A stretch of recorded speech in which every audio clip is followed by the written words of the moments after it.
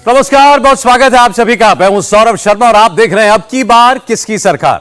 प्रधानमंत्री नरेंद्र मोदी ने अब की बार 400 पार का नारा देकर इस पूरे चुनाव का एक नैरेटिव बदल दिया, या यूं कह दीजिए नैरेटिव सेट कर दिया है।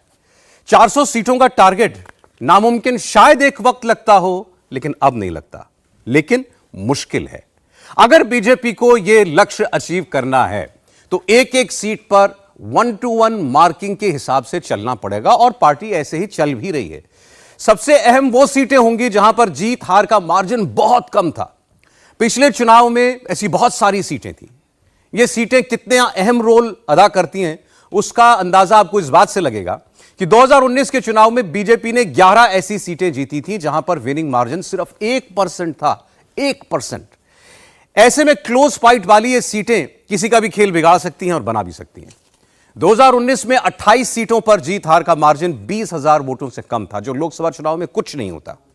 और आज हम ऐसी ही कांटे की टक्कर वाली सीटों का ओपिनियन पोल आपके सामने रखेंगे, और उसमें हम सबसे पहले शुरुआत करेंगे सबसे बड़े राज्य, सबसे बड़े सूबे उत्तर प्रदेश से, क्योंकि यहां पर यह क्लोज मार्जिन वाली लगभग 1 दर्जन सीटें हैं जिनकी आज हम चर्चा करने जा रहे हैं। और ये 1 दर्जन सीटें ये तय करेंगे कि भारतीय जनता पार्टी ने अपने लिए जो 80 में 80 का लक्ष्य रखा है वो अचीव कर पाती है या नहीं कर पाती, या कम से कम 2014 का जो 73 सीटों का रिकॉर्ड था उसके पास या उसके पार बीजेपी पहुंचती है या नहीं पहुंचती है। तो आज के इस ओपिनियन पोल में हमारे मेहमान हमारे साथ जुड़ चुके हैं, उनका स्वागत करना चाहते हैं। स्टूडियो में हमारे साथ भावेश झा हैं सीएनएक्स से, जिन्होंने ये ओपिनियन पोल किया। भावेश, बहुत स्वागत है आपका। विजय त्रिवेदी जी हमारे साथ हैं। विजय जी, बहुत स्वागत है आपका। समीर चौगांवकर साहब हमारे साथ हैं। समीर जी, आपका बहुत स्वागत है। और हमारे साथ रोहन दुआ जी भी आज जुड़ रहे हैं, सीनियर जर्नलिस्ट हैं। रोहन, आपका भी बहुत स्वागत है। और रोहन को कई बार हम लोग क्या रोविंग एडिटर भी कहते हैं। एक बार ये पोस्ट ये विजय जी हमको बताएंगे होती है, जो लोग हमेशा केवल सड़क पर, हमेशा ग्राउंड पर रहते हैं। मेरा करियर ही रोविंग एडिटर वाला है। तो आपसे बेहतर कोई नहीं जानता है ग्राउंड पर क्या हो रहा होता है। तो इसीलिए आज हमको मदद मिलेगी हमारे सारे मेहमानों के एक्सपीरियंस से। तो मैं आप शुरुआत करूंगा उत्तर प्रदेश की कुछ सीटों के साथ। उत्तर प्रदेश में जैसा मैंने आपको बताया बहुत सारी सीटें थी, और मैं जब आपको मार्जिन बताऊंगा कि बीजेपी या सपा या अगर ऐसी कोई सीट निकलती है जो समाजवादी पार्टी ने या बसपा ने जीती हो 2019 में, तो मार्जिन इतने कम रहे हैं कि आप चौंक जाएंगे। मैं पहली सीट आपके सामने रखने जा रहा हूं, मछली शहर की सीट है। ग्राफिक आपके सामने आए उससे पहले आप जरा सोचिए, जब मैं कह रहा हूं कि बहुत नजदीकी मामला था, तो कितना नजदीकी हो सकता है। मछली शहर की सीट पर मार्जिन था 181 वोट। मछली शहर पर 181 वोटों का मार्जिन था केवल, जिसने हार और जीत तय की थी। वो 9 सीटें कौन सी हैं, एक बार मैं आपको दिखा देता हूं।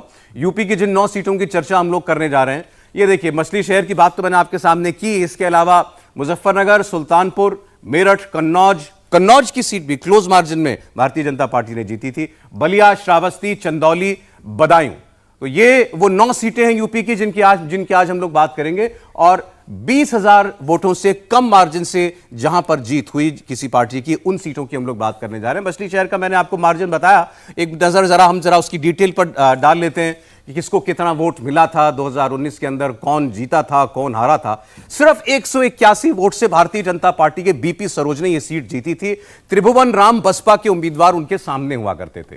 अब इस बार जो हमारा ओपिनियन पोल बता रहा है, सोचिए वो सीट जहां पर 200 से भी कम वोट का अंतर रहा था, भारतीय जनता पार्टी उस सीट पर आज ओपिनियन पोल कहता है 7% के मार्जिन से चुनाव जीत सकती है। अब अगर यूपी में कहीं कुछ माहौल है या कोई हवा है तो उस एक सीट से आपको पता चल जाएगा। अभी सामने कौन लड़ेगा, कौन उम्मीदवार है, यह तय नहीं है, लेकिन भावेश का ओपिनियन पोल बता रहा है जहां 1% से कम मार्जिन था या कुछ भी नहीं था मार्जिन, वहां 7% का मार्जिन क्रिएट हो रहा है इस बार। भावेश, सच्चा विजय जी कुछ कहना चाह रहे थे इस पर? मैं ये कह रहा हूं कि ये मछली शहर सीट ही एक ऐसी सीट है जो ओम प्रकाश राजभर को है ना किंग मेकर बनाती है बीजेपी के साथ। क्योंकि मछली शहर में उस वक्त 2019 में 15,000 वोट मिले थे ओम प्रकाश राजभर के कैंडिडेट को। यदि वो इधर मिल जाते तो ये मार्जिन इस तरह का नहीं होता। और ऐसी 6-7 सीटें जो राजभर की पार्टी के कैंडिडेट्स ने बीजेपी को नुकसान पहुंचाने में लगाई थी, इसीलिए ओम प्रकाश राजभर, हम लोग सोचते हैं ना कि ऐसी क्या बड़ी बात है कि जो उनके लिए इतनी ताकत हो रही है, तो ये रिस्क पार्टी नहीं लेना चाहती, इस वजह से ओम प्रकाश राजभर जैसे लोग, मतलब ओम प्रकाश राजभर ने लगभग हरा ही दिया था भाजपा। लगभग हरा ही हरा ही दिया दिया था। था। 15,000 वोट उनको मिले हैं, 181, तो समझ लीजिए कि किस तरह से वो निकली है सीट। नहीं तो ये जो 7% का मार्जिन अब इस बार आ रहा है सर्वे के अंदर, ये भी आपको उसी का असर दिखाई दे रहा नहीं, है? उसका असर नहीं है, वो एड ऑन फैक्टर है उसमें। Add on, अब सही तो बात। बीजेपी का जो फैक्टर है वो है, लेकिन बीजेपी इस रिस्क को नहीं लेना चाहती ना। जो आज हम कह रहे हैं माहौल है, उसके बाद भी वो राजभर साहब को प्रणाम कर रहे मैं हैं। माहौल पर आपसे ज्यादा बात करना चाहता हूं। माहौल क्या बता रहा है आपको? 7% की लीड इस सीट पर अगर आ रही है इस बार। हाँ, बेहतर है।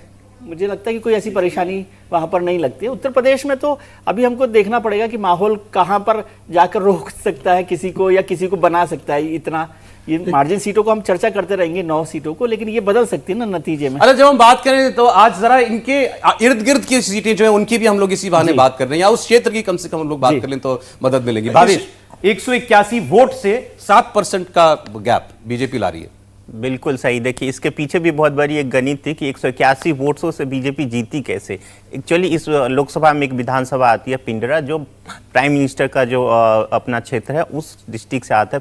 उससे उस विधानसभा में बीजेपी लास्ट राउंड में बड़ी लीड ले ली थी, जिसके वजह से बीजेपी यहाँ पे जीत गई। अब जैसे विजय जी कह रहे थे, यहाँ पे राजभर वोटों का एक दबदबा है, और पिछली बार बीजेपी का खेल खराब करने में राजभर ने लगभग 14,000 कुछ वोट उनको मिली थी उनकी कैंडिडेट को, तो वो एक उनका रोल था। दूसरे बसपा और सपा का कैंडिडेट, बसपा और सपा का जो अलायंस हुआ था, उसमें यहाँ पे क्योंकि इसमें लगभग 2 लाख जो दलित वोट है उसका एक बहुत बड़ा रोल था। इसमें दलित वोट जैसे हम मानते आ रहे हैं कि सिर्फ जो नॉन जाटा वोट है वो बीजेपी को वोट करता है, लेकिन इस सीटों पर ऐसा हुआ नहीं था। इन ब्लॉक जो दलित वोट था, उसके बाद आप यादव वोट भी लगभग 2 लाख के आसपास है, मुस्लिम वोट भी लगभग 2.5 लाख के आसपास है, तो ये सारे वोट लगभग उनको कन्वर्ट हो गए थे लास्ट राउंड में। जैसा मैंने आपको कहा कि बनारस की एक सीटें हैं वो बीजेपी को वहां पे लीड दे दी, जिसकी वजह से बीजेपी यहाँ पे। अब क्या हो रहा है, अब देखिए चूंकि बसपा बहुत बड़ा फैक्टर है नहीं, तो नॉन जाटअप जितनी भी है वो बीजेपी को ट्रांसफर हो रहे। राजभर साहब के साथ आने के बाद बीजेपी को एक एडिशनल जो वोट है वो इसका फायदा हो रहा है, इसलिए आपको 7-8% का ये गैप दिख रहा है। जी अच्छा, हमारे साथ रोहन भी जुड़ चुके हैं। रोहन दुआ, रोहन बहुत स्वागत है आपका भी। बछली शहर की हम लोग बात कर रहे थे, 200 से कम वोटों से बीजेपी की जीत हुई थी। सर्वे इस बार बता रहा है 7% की लीड पर इस वक्त बीजेपी खड़ी हुई हमको दिखाई दे रही है। अब ये यहां से कहां जाती है वो हम नहीं कह सकते हैं, लेकिन ये इसमें 2 बातें जो विजय जी ने राइटली हमको याद दिलाया कि एक तो ओम प्रकाश राजभर क्यों इंपॉर्टेंट है बीजेपी के लिए, और ओम प्रकाश राजभर जो कहते हैं, जो कुछ जिस तरीके की उनकी पर्सनालिटी है, उसके बावजूद बीजेपी उनको साथ क्यों रखना चाहती है, ये हमको पता चल रहा है। और मायावती का ना होना इस चुनाव में, इस गठबंधन में, विपक्ष में, वो कितना बड़ा फैक्टर है, वो भी हमको शायद इस एक सीट से समझ में आता है। नहीं सौरभ, मुझे लगता है कि ओम प्रकाश राजभर जो टेबल पे एक वोट बैंक तो लाते ही लाते हैं, लेकिन अगर आप 2019 की बात करिए तो उनका जो पूरा तजुर्बा है 2017 में चुनाव जीतने के बाद का, और जब राजभर कम्युनिटी के ऊपर एक क्वेश्चन मार्क लग गया था कि उनको कैबिनेट बर्थ क्या दिया जाएगा, क्या उनकी रैंक और यूटिलिटी होगी योगी कैबिनेट में, उससे वो काफी नाराज रहे थे। लेकिन 2019 के चुनाव में जब आप वोट बैंक चेक करें तो करीब 8 से 10 लाख ही वोट हर कंस्टिट्यूंसी में उनको पड़ते थे, तो जो मार्जिन रहता था बाकियों के साथ में वो कोई इतना बड़ा नहीं होता था। मछली शहर भले ही एक रिजर्व कॉन्स्टिट्यूंसी है, शेड्यूल कास्ट कॉन्स्टिट्यूंसी है, मैंने उसको काफी कवर किया, क्योंकि पूर्वांचल का जो क्षेत्र है, आज आप कहीं पे भी देख लीजिए जिस तरीके से प्रधानमंत्री ने अपने ही हम उम्र महेंद्रनाथ पांडे को भी दोबारा से तीसरी बार टिकट दी। 14 में वो जीत के आए, 19 में वो जीत के आए चंदौली से, आसपास के शहरों से। तो अभी भी बीजेपी बड़ी मजबूत स्थिति में है, तभी एक 2 बारी बने हुए मंत्री को भी दोबारा टिकट चंदौली के आसपास से दी गई। तो 200 वोट से कभी भी आप आगे पीछे रह सकते हैं, लेकिन आपको ये भी कंसीडर करना पड़ेगा कि तब एसपी और बीएसपी की जो पार्टनरशिप थी वो बड़ी मजबूत स्थिति में थी, और बीएसपी का जो वोट बैंक है वो आज भी उतना ही मजबूत है। अब क्योंकि पार्टनरशिप वो अलायंस नहीं रही है, उसका फायदा एसबीएसपी को उस समय जरूर हो रहा था, क्योंकि वोट कटर पार्टी के तौर पे काम कर रही थी, और वो हर जगह पे जब भी वोट करते थे तो वो मार्जिन जरूर वो कन्वर्ट हो जाता था छोटे मार्जिन पे। पर क्योंकि अब वो 2024 में तो वो सिलसिला रहा नहीं, और जिस तरीके से आप देखिए मायावती अभी भी कैंडिडेट्स को खड़ा करने की कोशिश कर रही है, तो कहीं ना कहीं मुझे लगता है कि एसपी को तो नुकसान पहुंचाएगी, बट बीजेपी को मजबूत जरूर करके जाएगी। अच्छा चलिए ठीक है, मैं अगली सीट पर बढ़ता हूं फिर और मेहमानों के पास हम चलें। मछली शहर के बाद जरा श्रावस्ती का ओपिनियन पोल आपके सामने रख रहा हूं दोस्तों, वो जरा देखिएगा आप। यहां जो मार्जिन था 2019 में 5320 वोट का मार्जिन था। 5000 का मार्जिन लोकसभा में कुछ मार्जिन नहीं होता। राम शिरोमणि वर्मा यहां से जीते थे, बसपा के ददन मिश्रा बीजेपी के उनके सामने, तो उनको हराया था। और इस बार आप देखिए जरा कि मार्जिन जो है वो कहां जा रहा है। 7% की लीड यहां पर हमें एक बार फिर बीजेपी यहां पर खड़ी हुई दिखाई दे रही है। मछली शहर के बाद श्रावस्ती में भी एक बार फिर 7% की लीड के साथ बीजेपी खड़ी हुई दिखाई दे रही है हमको। फिर वही बात जो मेजर चीज दिखाई देती है, बहुजन समाज पार्टी का बीएसपी का जो फैक्टर है वो क्यों इतना इंपॉर्टेंट है, और कांग्रेस पार्टी क्यों इतनी प्रयास में लगी है, इतनी कोशिश में लगी है कि किसी भी तरीके से मायावती के साथ कोई अंडरस्टैंडिंग उसकी बन जाए। हालांकि अब इस बात में अब इसकी बहुत ज्यादा गुंजाइश हो ऐसा लगता नहीं है, लेकिन फिर भी बीएसपी उत्तर प्रदेश के अंदर एक फैक्टर थी, है, और शायद आने वाले कुछ वक्त तक रहेगी भी। इस इलेक्शन में यह बात आपको साफ दिखाई दे रही है। 5000 के मार्जिन से 7% वोट की लीड पर जाती हुई दिखाई दे रही है बीजेपी। देखिए, मुझे लगता है भारतीय जनता पार्टी उत्तर प्रदेश में मजबूत होने के बाद भी इस बात को जानती है भारतीय जनता पार्टी की जो छोटे छोटे दल है उनका 2 से 3% का वोट बैंक जो है भारतीय जनता पार्टी को सीट जो कोई अगर हारने वाली होगी तो वो सुरक्षित कर देता है। और यही कारण है कि ओम प्रकाश राजभर को भारतीय जनता पार्टी ने जोड़ा हुआ है, अपना दल के अनुप्रिया पटेल को जोड़ के रखा हुआ है भारतीय जनता पार्टी ने। यह बताता है कि भारतीय जनता पार्टी रिस्क नहीं लेना चाहती कि जहां 2005 या 10,000 से हारने की संभावना होगी वहां भारतीय जनता पार्टी मजबूत होना चाहती है। और मुझे लग रहा है यही एक कारण रहा है कि भारतीय जनता पार्टी ने सभी छोटे दलों को अपने साथ जोड़ने का काम किया। इस बार भारतीय जनता पार्टी को एक बड़ा बेनिफिट ये होने जा रहा है कि इस बार बसपा का और समाजवादी पार्टी का गठबंधन नहीं है।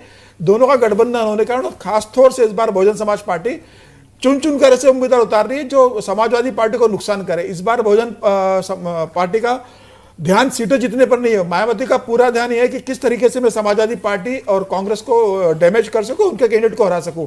और आप देखिए अभी जो जितने भी कैंडिडेट मायावती ने डिक्लेयर करे वो इसी तरीके से डिक्लेयर किए कि जो समाजवादी पार्टी को डैमेज कर रहे हैं। और निश्चित रूप से जब इस तरह के कैंडिडेट समाजवादी पार्टी को डैमेज आप बड़ा क्लियर करें, मायावती इस बार मायावती जीतने के लिए मैदान में है ही नहीं। बिल्कुल नहीं, भारतीय मायावती जीतने के लिए चुनाव नहीं लड़ रही। अभी देखिए अभी तक उनकी एक भी रैली नहीं हुई है, कोई बैठक नहीं हुई है, बस सिर्फ वो उम्मीदवार मुस्लिम उतार रही है उस क्षेत्रों में जहां पर समाजवादी पार्टी को तगड़ा नुकसान हो सकता है। सीधा सा उद्देश्य है कि आपने मेरे साथ गठबंधन नहीं किया, आपने मुझे महत्व नहीं दिया, तो मैं अब आपको चुनाव नहीं जीतने दूंगी। और जितना वो सपा को नुकसान करेगी उतना भारतीय जनता पार्टी को। सहमत है विजय जी इस कंक्लूजन से? मायावती जी के लिए जो आरोप बार बार लगता रहता है वो तो इस बात को और ज़्यादा स्टैंप कर रहा है कि वो भारतीय जनता पार्टी की मदद करती है इनडायरेक्टली।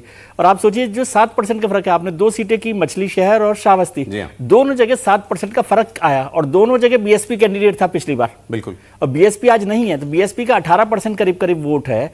उसमें से जो वोट कैंडिडेट खड़ा होगा तो कुछ तो जाएगा ही, लेकिन मोटे तौर पर क्योंकि उन्हें पता है कि वो कैंडिडेट नहीं जीत रहा तो वो वोट भारतीय जनता पार्टी में शिफ्ट हो रहा है। और 6 में से 4 उम्मीदवार उन्होंने मुस्लिम उतारे, माइनॉरिटी के उतारे, तो इसका मतलब भी साफ है कि वो किसी भी तरह से वोटों का बंटवारा समाजवादी पार्टी या कांग्रेस के साथ करना चाहती है, बीजेपी के साथ नहीं करना चाहती।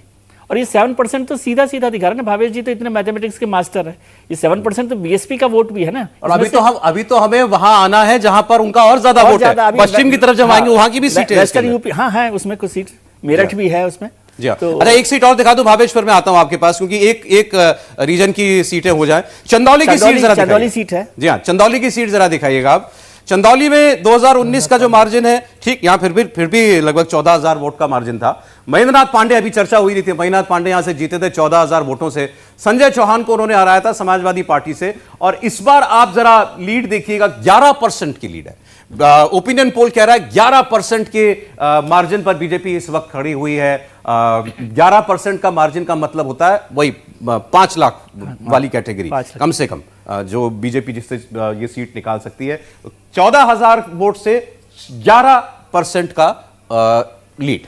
भावेश देखिए, पहले मैं एक बार श्रावस्ती के विषय में एक बार बात कर दूं। देखिए उस पर्टिकुलर सीट पे देखेंगे 20% लगभग मुसलमान है, 15% यादव है और 10-12% के आसपास दलित वोट है। तो ये पूरा इन ब्लॉक जो महागठबंधन जो उस टाइम बनी थी उनको चला गया था। लेकिन उसके विपरीत आप देखेंगे लगभग 20% के आसपास वहां पे कुर्मी वोट है, जो एक बहुत बड़ा फैक्टर हुआ था। पिछली बार थोड़ा बहुत उसमें भी डेंट हो गया था। इस बार दलित कैंडिडेट जो बसपा का कैंडिडेट उस ढंग से मतलब फाइट में नहीं होने से जो दलित वोट का एक बड़ा हिस्सा, जब हम बार बार डिस्कस करते हैं, दलित वोट का एक बड़ा हिस्सा बीजेपी की तरफ ट्रांसफर हो रहा है, कुर्मीन ब्लॉक हो रहा है, और यहाँ पे लगभग एक अच्छी खासी तादाद में ब्राह्मण वोट भी है, जिसके वजह से श्रावस्ती सीट पे जो हमने लीड लगभग 7% दिखाया, संभव है कि आने वाले दिनों में ये जो लीड है और बड़ी हो जाए। अब जहां तक बात है चंदौली के, महेंद्रनाथ पांडे पहले मतलब एक बड़े कद्दावर नेता हैं बीजेपी के, पहले प्रेसिडेंट भी थे यहाँ उत्तर प्रदेश के, तो यहाँ पे जो एक ब्राह्मण वोट का भी यहाँ पे बहुत अच्छा खासा दबदबा है। और आप देखेंगे कि पिछली बार कुछ ऐसे मतलब यही महागठबंधन वाली थ्योरी की वजह से यहाँ पे कुछ सीटें फंस गई थी, लेकिन इस बार वो सब फैक्टर है नहीं, तो एक बहुत बड़ी जीत के साथ, बहुत बड़ी लीड के साथ ये वापस आ रहे हैं। लेकिन कॉमन फैक्टर जो आप बता रहे हैं, पिछली बार कम मार्जिन में और इस बार की बीजेपी की लीड में वो बसपा है। बिल्कुल ठीक है। आप सोचिए, इंपॉर्टेंट इसलिए भी है कि महेंद्रनाथ पांडे एज के हिसाब से भी सीनियर लोगों में से हैं और तीसरी बार चुनाव लड़ रहे हैं। भारतीय जनता पार्टी में तीसरी बार टिकट मिल जाना भी अपने आप में बड़ी वजह है। ठीक, अब जरा बलिया की सीट की बात कर लेते हैं हम लोग। बलिया की सीट पर आप देखिए जरा, 2019 में ये सीट बीजेपी के पास थी। बीजेपी के वीरेंद्र सिंह मस्त यहां पर उम्मीदवार थे। 15,519, 15,500 का मार्जिन था उनका जीत का। सनातन पांडे समाजवादी पार्टी से उनके सामने थे। इस बार मार्जिन बहुत ज्यादा नहीं बढ़ रहा है, लेकिन फिर भी बीजेपी एक लीड में दिखाई दे रही है। 3% की लीड ठीक होती है, 3% की लीड लोकसभा चुनाव में, 3% की लीड से बीजेपी जो है ये चुनाव इस बार निकाल सकती है। हमने श्रावस्ती की बात की है, चंदौली की बात की है, और अब बलिया की सीट आपके सामने इस वक्त जो है वो दिखाई दे रही है। रोहन,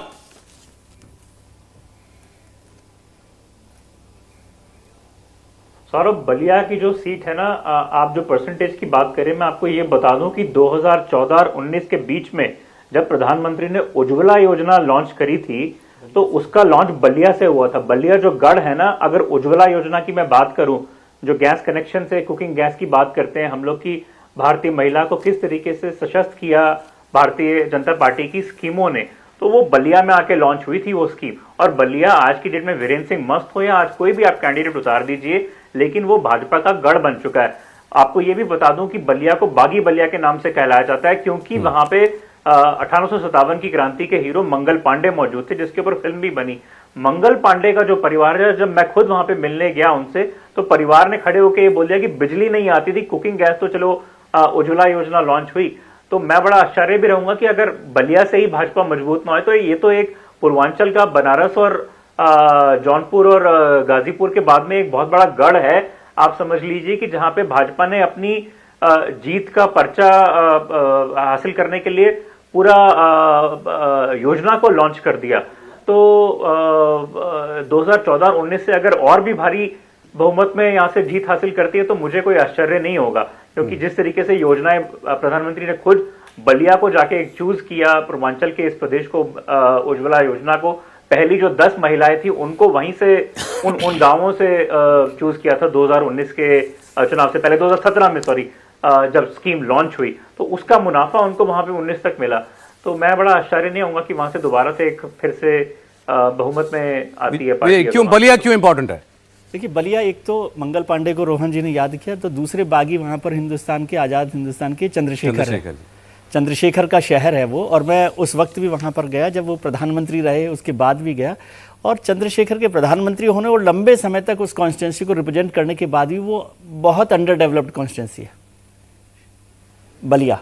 मतलब वहाँ का एक मिजाज अलग है बागी होने का, लेकिन वो डेवलप नहीं हुई। और चंद्रशेखर जी दिल्ली में बैठकर और भौंसी में बैठकर वो करते रहे, और इसके बाद भारतीय जनता पार्टी को वहाँ पे जगह मिली। समाजवादी पार्टी का वहाँ पर बड़ा गढ़ है वो। मुलायम सिंह जी ने भी उसको बहुत एक नर्चर किया है। और एक भारतीय जनता पार्टी के एक बड़े नेता जो अब तो मंत्री भी हो गए, वो सबसे पहले टिकट समाजवादी पार्टी से बलिया से लेने वाले थे।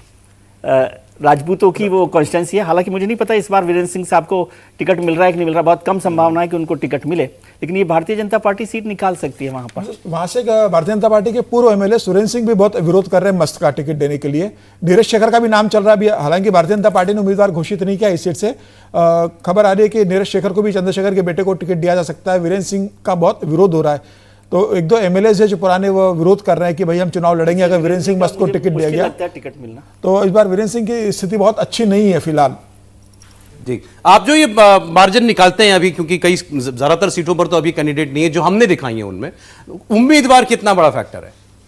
देखिए, उम्मीदवार अभी तक जो हमारे पास अवेलेबल कैंडिडेट जो ऑलरेडी अनाउंस होते हैं उनको फैक्टर मानते हैं, जो नहीं होते उनके बैकग्राउंड जो 2-3 पिछले लोकसभा चुनाव में जो कैंडिडेट होते हैं उसको हम लोग फैक्टर करके करते हैं। दूसरा, अब पूरे उत्तर प्रदेश या पूरे नॉर्थ में खासकर एक कैंडिडेट बहुत ज़्यादा इंपॉर्टेंट है नहीं, जो भी वोट मिला वो प्राइम मिनिस्टर मोदी के नाम पे। ये इस पर्टिकुलर सीट पे आप देखेंगे, जैसे कि विजय जी ने और समीर जी ने भी कहा कि वीरेंद्र सिंह जी के खिलाफ एक ऑर्गेनाइजेशन लेवल पे भी एक बहुत बड़ा असंतोष है।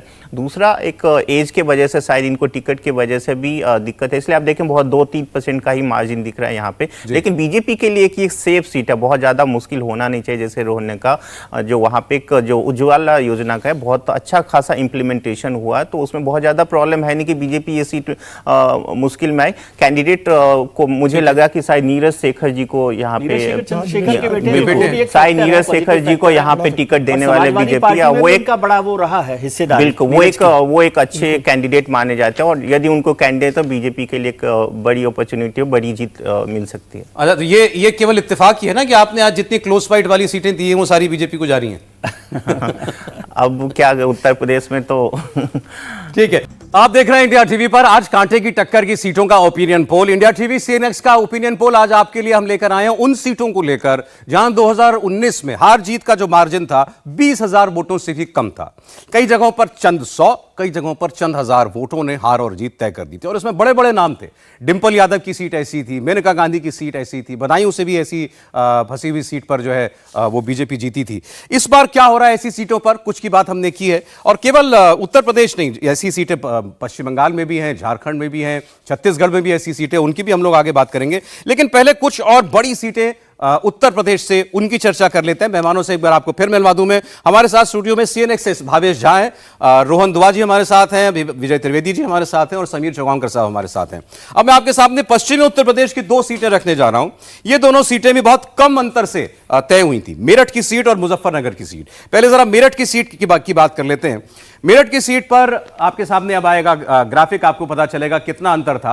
राजेंद्र अग्रवाल भारतीय जनता पार्टी के यहां से जीते थे 4,729 वोट से, लगभग 4,800 वोट का मार्जिन था। हाजी याकूब कुरैशी फिर बसपा का जो फैक्टर है यहां पर सामने आया, बसपा के उम्मीदवार को उन्होंने हराया था, और इस बार आप देखिए 11% हो जाती है ये लीड। हमने कई सीटों पर इससे पहले भी बात की और हमने देखा बहुजन समाज पार्टी का विपक्षी खेमे में, विपक्षी गठबंधन में ना होना इन बहुत क्रूशल सीटों पर, 10-12 सीटों पर हार और जीत को तय पिछली बार भी कर रहा था और इस बार भी कर रहा है। अगर पिछली बार बीएसपी ने बीजेपी को कई सीटों पर हराने में मदद की थी, कई सीटों पर सीटों को फंसाने में मदद की थी, इस बार अलग लड़ना भारतीय जनता पार्टी को बहुत बड़े अंतर से उन्हीं सीटों पर जीत दिलाने में मदद कर रहा है। वो साफ आपको इन्हीं 2 आंकड़ों से दिखाई दे जाएगा। वही सीट है, हो सकता है प्रत्याशी भी वही हो इस बार, लेकिन पिछली बार अगर 4,500 वोट से केवल जीती हुई सीट भाजपा की थी, आज वो 11% की वोट पर लीड पर वो आपको दिखाई दे रहा है। मेरठ की सीट के बारे में भावेश। देखिए, इस सीट पे जो पिछली बार जो थे राजेंद्र अग्रवाल जो थे, उनके खिलाफ बहुत ही ज़्यादा एंटी इनकमेंसी था। जब हम लोग शुरू में seat by seat opinion poll कर रहे थे तो उनके खिलाफ मतलब ये लग भी नहीं रहा था जीत पाएंगे, लेकिन एक वेव आया उसमें वो जीत गए। तो वो कैंडिडेट, इसलिए शायद अभी तक उनके कैंडिडेचर को लेकर कुछ फैसला हुआ नहीं है। वहाँ पर जिस तरह देखेंगे बीएसपी के जो ये कैंडिडेट हैं उन्होंने पूरे मुस्लिम, जैसे एक बार उस टाइम लग रहा था कि बसपा का वोट जो सपा और सपा का वोट ट्रांसफर नहीं होगा, लेकिन यहाँ पे इस पर्टिकुलर सीट पे बसपा सपा का वोट ट्रांसफर हुआ था, जिसके वजह से बीजेपी के लिए बहुत मुश्किल हुई थी। कैंडिडेट भी बहुत बड़ा फैक्टर था। इस बार भी शायद बीजेपी के लिए मुश्किल यही है कि वहाँ पे किसको लड़ाया जाए, जिसकी वजह से इनका कैंडिडेचर अभी तक अनाउंस भी नहीं किया गया शायद। जी, मेरठ की सीट मुस्लिम वोट, दलित वोट सबसे ज्यादा, बिल्कुल मुस्लिम दलित, और एक फैक्टर वहां पे है कि कुछ मतलब जो जाट वोट है वो भी है, लेकिन अभी आरएलडी के आने के बाद बहुत ज्यादा मुश्किल होनी नहीं चाहिए बीजेपी के लिए, इसलिए आप देखेंगे 11% के आसपास जो लीड है बीजेपी के पास है। संभव है कि ये लीड और ज्यादा बढ़े, क्योंकि अभी तक तो आप शुरुआती दौर आप देखेंगे कैंडिडेट यदि बीजेपी बहुत अच्छा यहाँ पे दे पाई तो शायद और ये कैंडिडेट बदलेगा, या आपको तय लगता है? अभी तक मुझे लगता है अभी तक तय नहीं हुआ है, शायद इशारा ये है कि बदलेगा। सौरभ जी, गाजियाबाद पर निर्भर करता है। अगर गाजियाबाद से वीके सिंह का टिकट कटता है तो मुझे लग रहा है ये सीट फिर वैश्य समाज को जाएगी, मेरठ की सीट। दोनों के सीट के ऊपर निर्भर करेगा। मतलब गाजियाबाद से अगर वीके सिंह को कंटिन्यू करते हैं तो यहाँ दूसरे उम्मीदवार को भी दिया जा सकता है। अभी गाजियाबाद पे बहुत निर्भर करेगा मेरठ का। नहीं सर, एक 5,000 वाली 5 लाख वाली सीट है, एक 5,000 वाली सीट है। उत्तर प्रदेश में सबसे ज्यादा मार्जिन वाली सीट है और वीके सिंह ने दोनों बार ऐसी जीती दोनों बार जीता है, लेकिन संभावना कम है कि उनको शायद टिकट मिले, ये भी बात चल रही है। मेरठ में जो है फिर वही जो आपने जिक्र किया कि बीएसपी और एसपी, अब बीएसपी नहीं है तो 7-8% वोट तो आप वैसे ही उनका मान लीजिए कि किस तरह से होगा। और उस समय भी वो माइनॉरिटी वोट जो है ना वो दोनों एक साथ हो गया था। एसपी का वो ट्रांसफर हुआ कि नहीं हुआ, लेकिन वो हाजी यूकोब के साथ एसपी का जो माइनॉरिटी वोट था वो वहां आ गया। और जयंत जो चौधरी साहब हैं उनकी भी एंट्री इसीलिए हुई है कि मेरठ जैसी जगह पर और खासतौर से वेस्टर्न यूपी में जो जाट वोट है वो वोट उनके साथ भारतीय जनता पार्टी के साथ है, तो वो दोनों मिलकर भी ये मार्जिन को बढ़ा रहे हैं। राजेंद्र जी का भी चांसेस कम है टिकट मिलने के, मुझे ऐसा लगता है राजेंद्र जी को। जी हाँ। तो दूसरी ओर जैसे हम लोग कहते हैं जाट लैंड में जब हम लोग प्रवेश करते हैं पश्चिम उत्तर प्रदेश में, तो वहां की एक खांटी जाट लैंड वाली सीट है, उसकी बात कर लेते हैं। मुजफ्फरनगर की सीट संजीव बालियान के सामने थे अजीत सिंह, चौधरी अजीत सिंह और जयंत चौधरी के पिता। और उस वक्त आप देखिए दोनों कद्दावर लीडर थे और अब उस बेल्ट के अंदर चौधरी अजीत सिंह का होना, चुनाव लड़ना अपने आप में एक बड़ी बात थी। उस वक्त आप देखिए 6,500 वोट से संजीव बालियान वो सीट उस वक्त जीते थे।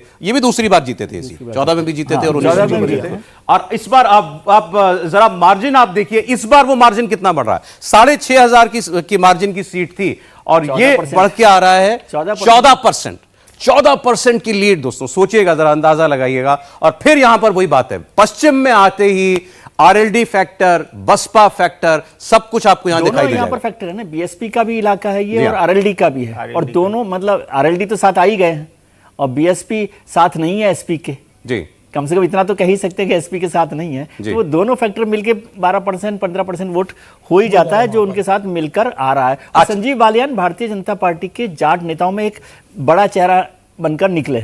जी हाँ, और शायद उन नेताओं में से जिनको आरएलडी के आने से बिल्कुल खुशी नहीं हुई होगी। बिल्कुल नहीं हुई खुशी, क्योंकि वो तो पूरे एक ही वोट बैंक है ना एक तरह से। जी हाँ, बिल्कुल। अच्छा, इसके बाद मैं आपको एक बार बता दूं, हम शिवपाल यादव की सीट की बात करने वाले हैं, डिंपल यादव की सीट की बात करने वाले हैं, मेनका गांधी की सीट, ये तीनों सीटें बहुत कम अंतर से हार और जीत इनकी तय हुई थी। इसकी बात हम लोग करेंगे, लेकिन पहले रोहन, मेरठ, मुजफ्फरनगर। हाँ, मैं वही सोच रहा सौरभ कि आपने बड़ा समय नहीं गुजारा इसको डिबेट करते हुए। मुजफ्फरनगर और मेरठ बड़े ही फंसे हुए मामले लगते हैं मुझे, क्योंकि आप देखिए कि जिस तरीके से 2022 विधानसभा चुनाव में भी आरएलडी वहां से 2 सीटें जीती। विधानसभा का चुनाव बता रहा हूं, मुजफ्फरनगर बुडाना से भी आरएलडी जीत के आई थी और खटौली से भी। लेकिन आपने जो बात करी डॉक्टर संजीव बालियान की, एनिमल हस्बेंड्री के मंत्री हैं। और अच्छा रोहन, मैं एक सेकंड आपको रोकूं। हम ये ओपिनियन पोल की बात कर रहे थे, एक बड़ी खबर मध्य प्रदेश से आ रही है, चुनाव से जुड़ी हुई। मुझे लगता है कि जितनी इस बात की चर्चा हुई कि कांग्रेस पार्टी के बड़े बड़े सीनियर लीडर जो चुनाव नहीं लड़ना चाहते, चुनाव से भाग रहे हैं, शायद उसका यह असर है। अब दिग्विजय सिंह चुनाव लड़ रहे हैं मध्य प्रदेश में, राजगढ़ से दिग्विजय सिंह लोकसभा का चुनाव लड़ेंगे, बड़ी खबर आ रही है। इनके अलावा कांतिलाल भूरिया वो भी चुनाव लड़ने जा रहे हैं, अरुण सिंह वो भी चुनाव लड़ रहे हैं। तो ये खबर आपके सामने, झाबुआ से कांतिलाल भूरिया, अरुण यादव, माफ कीजिएगा, अरुण यादव गुना से। तो गुना की फाइट देखिए बड़ी इंटरेस्टिंग हो गई है, ज्योतिरादित्य सिंधिया के सामने अरुण यादव, और इनके अलावा दिग्विजय सिंह भी लोकसभा चुनाव लड़ेंगे और कांतिलाल भूरिया भी चुनाव लड़ेंगे। दिग्विजय सिंह और उनके सामने ज्योतिरादित्य सिंधिया और अरुण यादव की फाइट जो है, ये टक्कर जो है अब तय हो गई है। और दिग्विजय सिंह के बारे में तो कम से कम यही लगता था कि ये किसी फाइट से भागने वाले नेता तो नहीं लगते, और इस बार उन्होंने ये बात फिर एक बार साबित कर दी। विजय लक्ष्मी हमारी संवाददाता जुड़ गई हमारे साथ। विजय लक्ष्मी, अब ये बहुत बातें की हम लोगों ने भी की कि क्यों ये बड़े बड़े नेता कांग्रेस के चुनाव नहीं लड़ना चाह रहे, जबकि पार्टी हाईकमान चाहता है कि ये इस बार कॉन्टेस्ट करें, और लगता है कि शायद टॉप लीडरशिप प्रिवेल करी। बिल्कुल, और सौरभ यही मैसेज देने के लिए केसी वेणुगोपाल और भूपेश बघेल को लोकसभा के चुनावी मैदान में कांग्रेस पार्टी ने उतारने का फैसला लिया था। और अब जो खबर आ रही है, हालांकि सीईसी की मीटिंग अभी चल रही है, लेकिन जो खबर आ रही है सूत्रों से कि 3 नाम जो बड़े मध्य प्रदेश के हैं, राजगढ़ से दिग्विजय सिंह और गुना से अरुण यादव का नाम जो है आज की सीईसी में क्लियर हुआ है। इसके अलावा झाबुआ से कांतिलाल भूरिया जो हैं वो चुनाव में लड़ेंगे। कांतिलाल भूरिया भी पूर्व प्रदेश अध्यक्ष हैं कांग्रेस पार्टी के, यूपीए की सरकार में मंत्री भी रहे। इसके अलावा अरुण यादव भी पूर्व प्रदेश अध्यक्ष हैं मध्य प्रदेश के, वो भी यूनियन कैबिनेट पूर्व प्रदेश अध्यक्ष रहे मध्य प्रदेश प्रदेश के तो ज्योतिरादित्य सिंधिया के सामने चुनावी मैदान में अरुण यादव होंगे। इसके अलावा दिग्विजय सिंह जो उनकी पारंपरिक सीट है, हालांकि पिछली बार भोपाल से चुनाव लड़े थे दिग्विजय सिंह साध्वी प्रज्ञा ठाकुर के खिलाफ, लेकिन इस बार जो है चुनावी मैदान उनका बदल जाएगा और राजगढ़ से लोकसभा चुनाव लड़ेंगे दिग्विजय सिंह। इस तरह की खबरें सूत्रों से आ रही है। हालांकि औपचारिक ऐलान तभी होगा जब कांग्रेस अपनी तीसरी उम्मीदवारों की लिस्ट जो है जारी करेगी, जो आज देर रात तक हो सकती है। तो ये मध्य प्रदेश के तीनों नेताओं की बात खबर आपने दी है विजय, तीनों बड़े नेता चुनाव लड़ रहे हैं, तो यहां से एक इशारा लेते हुए शायद और राज्यों में भी हमको पार्टी के टॉप लीडर्स, बड़े नेता जो हैं मैदान में उतरते हुए दिखाई दे। बिल्कुल, देखिए जहां बड़े नेताओं की अगर बात करें तो दूसरा राज्य जो था वो राजस्थान था, जहां पर अशोक गहलोत, सचिन पायलट ये लड़ेंगे या नहीं, और मध्य प्रदेश में कमलनाथ और दिग्विजय सिंह, इस पर जो है वो क्वेश्चन मार्क था। लेकिन जहां तक बात राजस्थान की है, वहां पर गहलोत साहब की जोधपुर भी जो है वो कांग्रेस अनाउंस कर चुकी है। इसके अलावा सचिन पायलट जहां से चुनाव लड़ते थे, चाहे दौसा हो चाहे अजमेर की सीटें हो, ये कांग्रेस अनाउंस कर चुकी है। ऐसे में क्या ये दो नेता भी चुनावी मैदान में उतारे जा सकते हैं, इसको कहना बड़ा मुश्किल है। लगता नहीं कि ऐसा होगा, लेकिन हाँ, इन बड़े तमाम 4 नामों को लेकर के जो चर्चा हुई उसमें से दिग्विजय सिंह जरूर चुनावी मैदान में लोकसभा के 2024 के चुनाव में नजर आएंगे।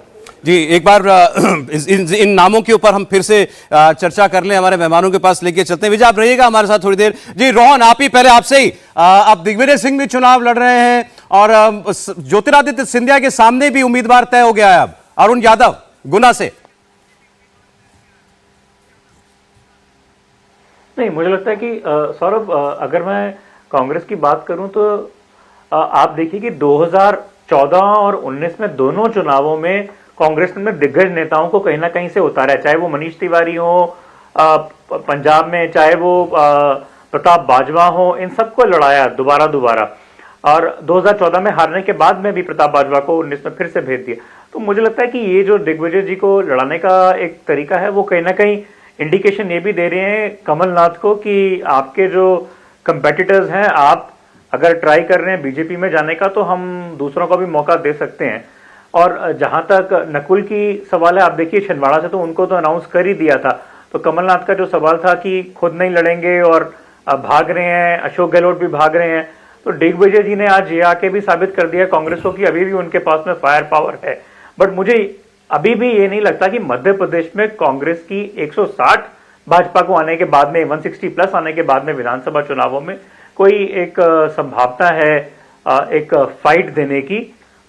ये सिर्फ एक सिंबोलिज्म है जो शायद आई थिंक कांग्रेस अभी स्टेज करना चाह रही है। But on a ground level I don't personally think कि आज की डेट में भी सिंबोलिज्म के अलावा और कोई मैसेजिंग है इसमें। जी, अभी चूंकि हम लोग मार्जिन की बात कर रहे थे कि कितना मार्जिन था पिछली बार सीटों का, इस बार कितना हुआ, कुछ नजदीकी सीटों की बात करते हुए, ये तो भावेश बता सकते हैं कि एमपी में अब अगर कांग्रेस के बड़े नेता भी चुनाव लड़ रहे हैं तो कुछ फर्क पड़ेगा क्या? एक बार जरा जहां से दिग्विजय सिंह उतर रहे हैं भावेश, बस मैं एक बार जरा इसका पीछे की एक पृष्ठभूमि में दे दूं।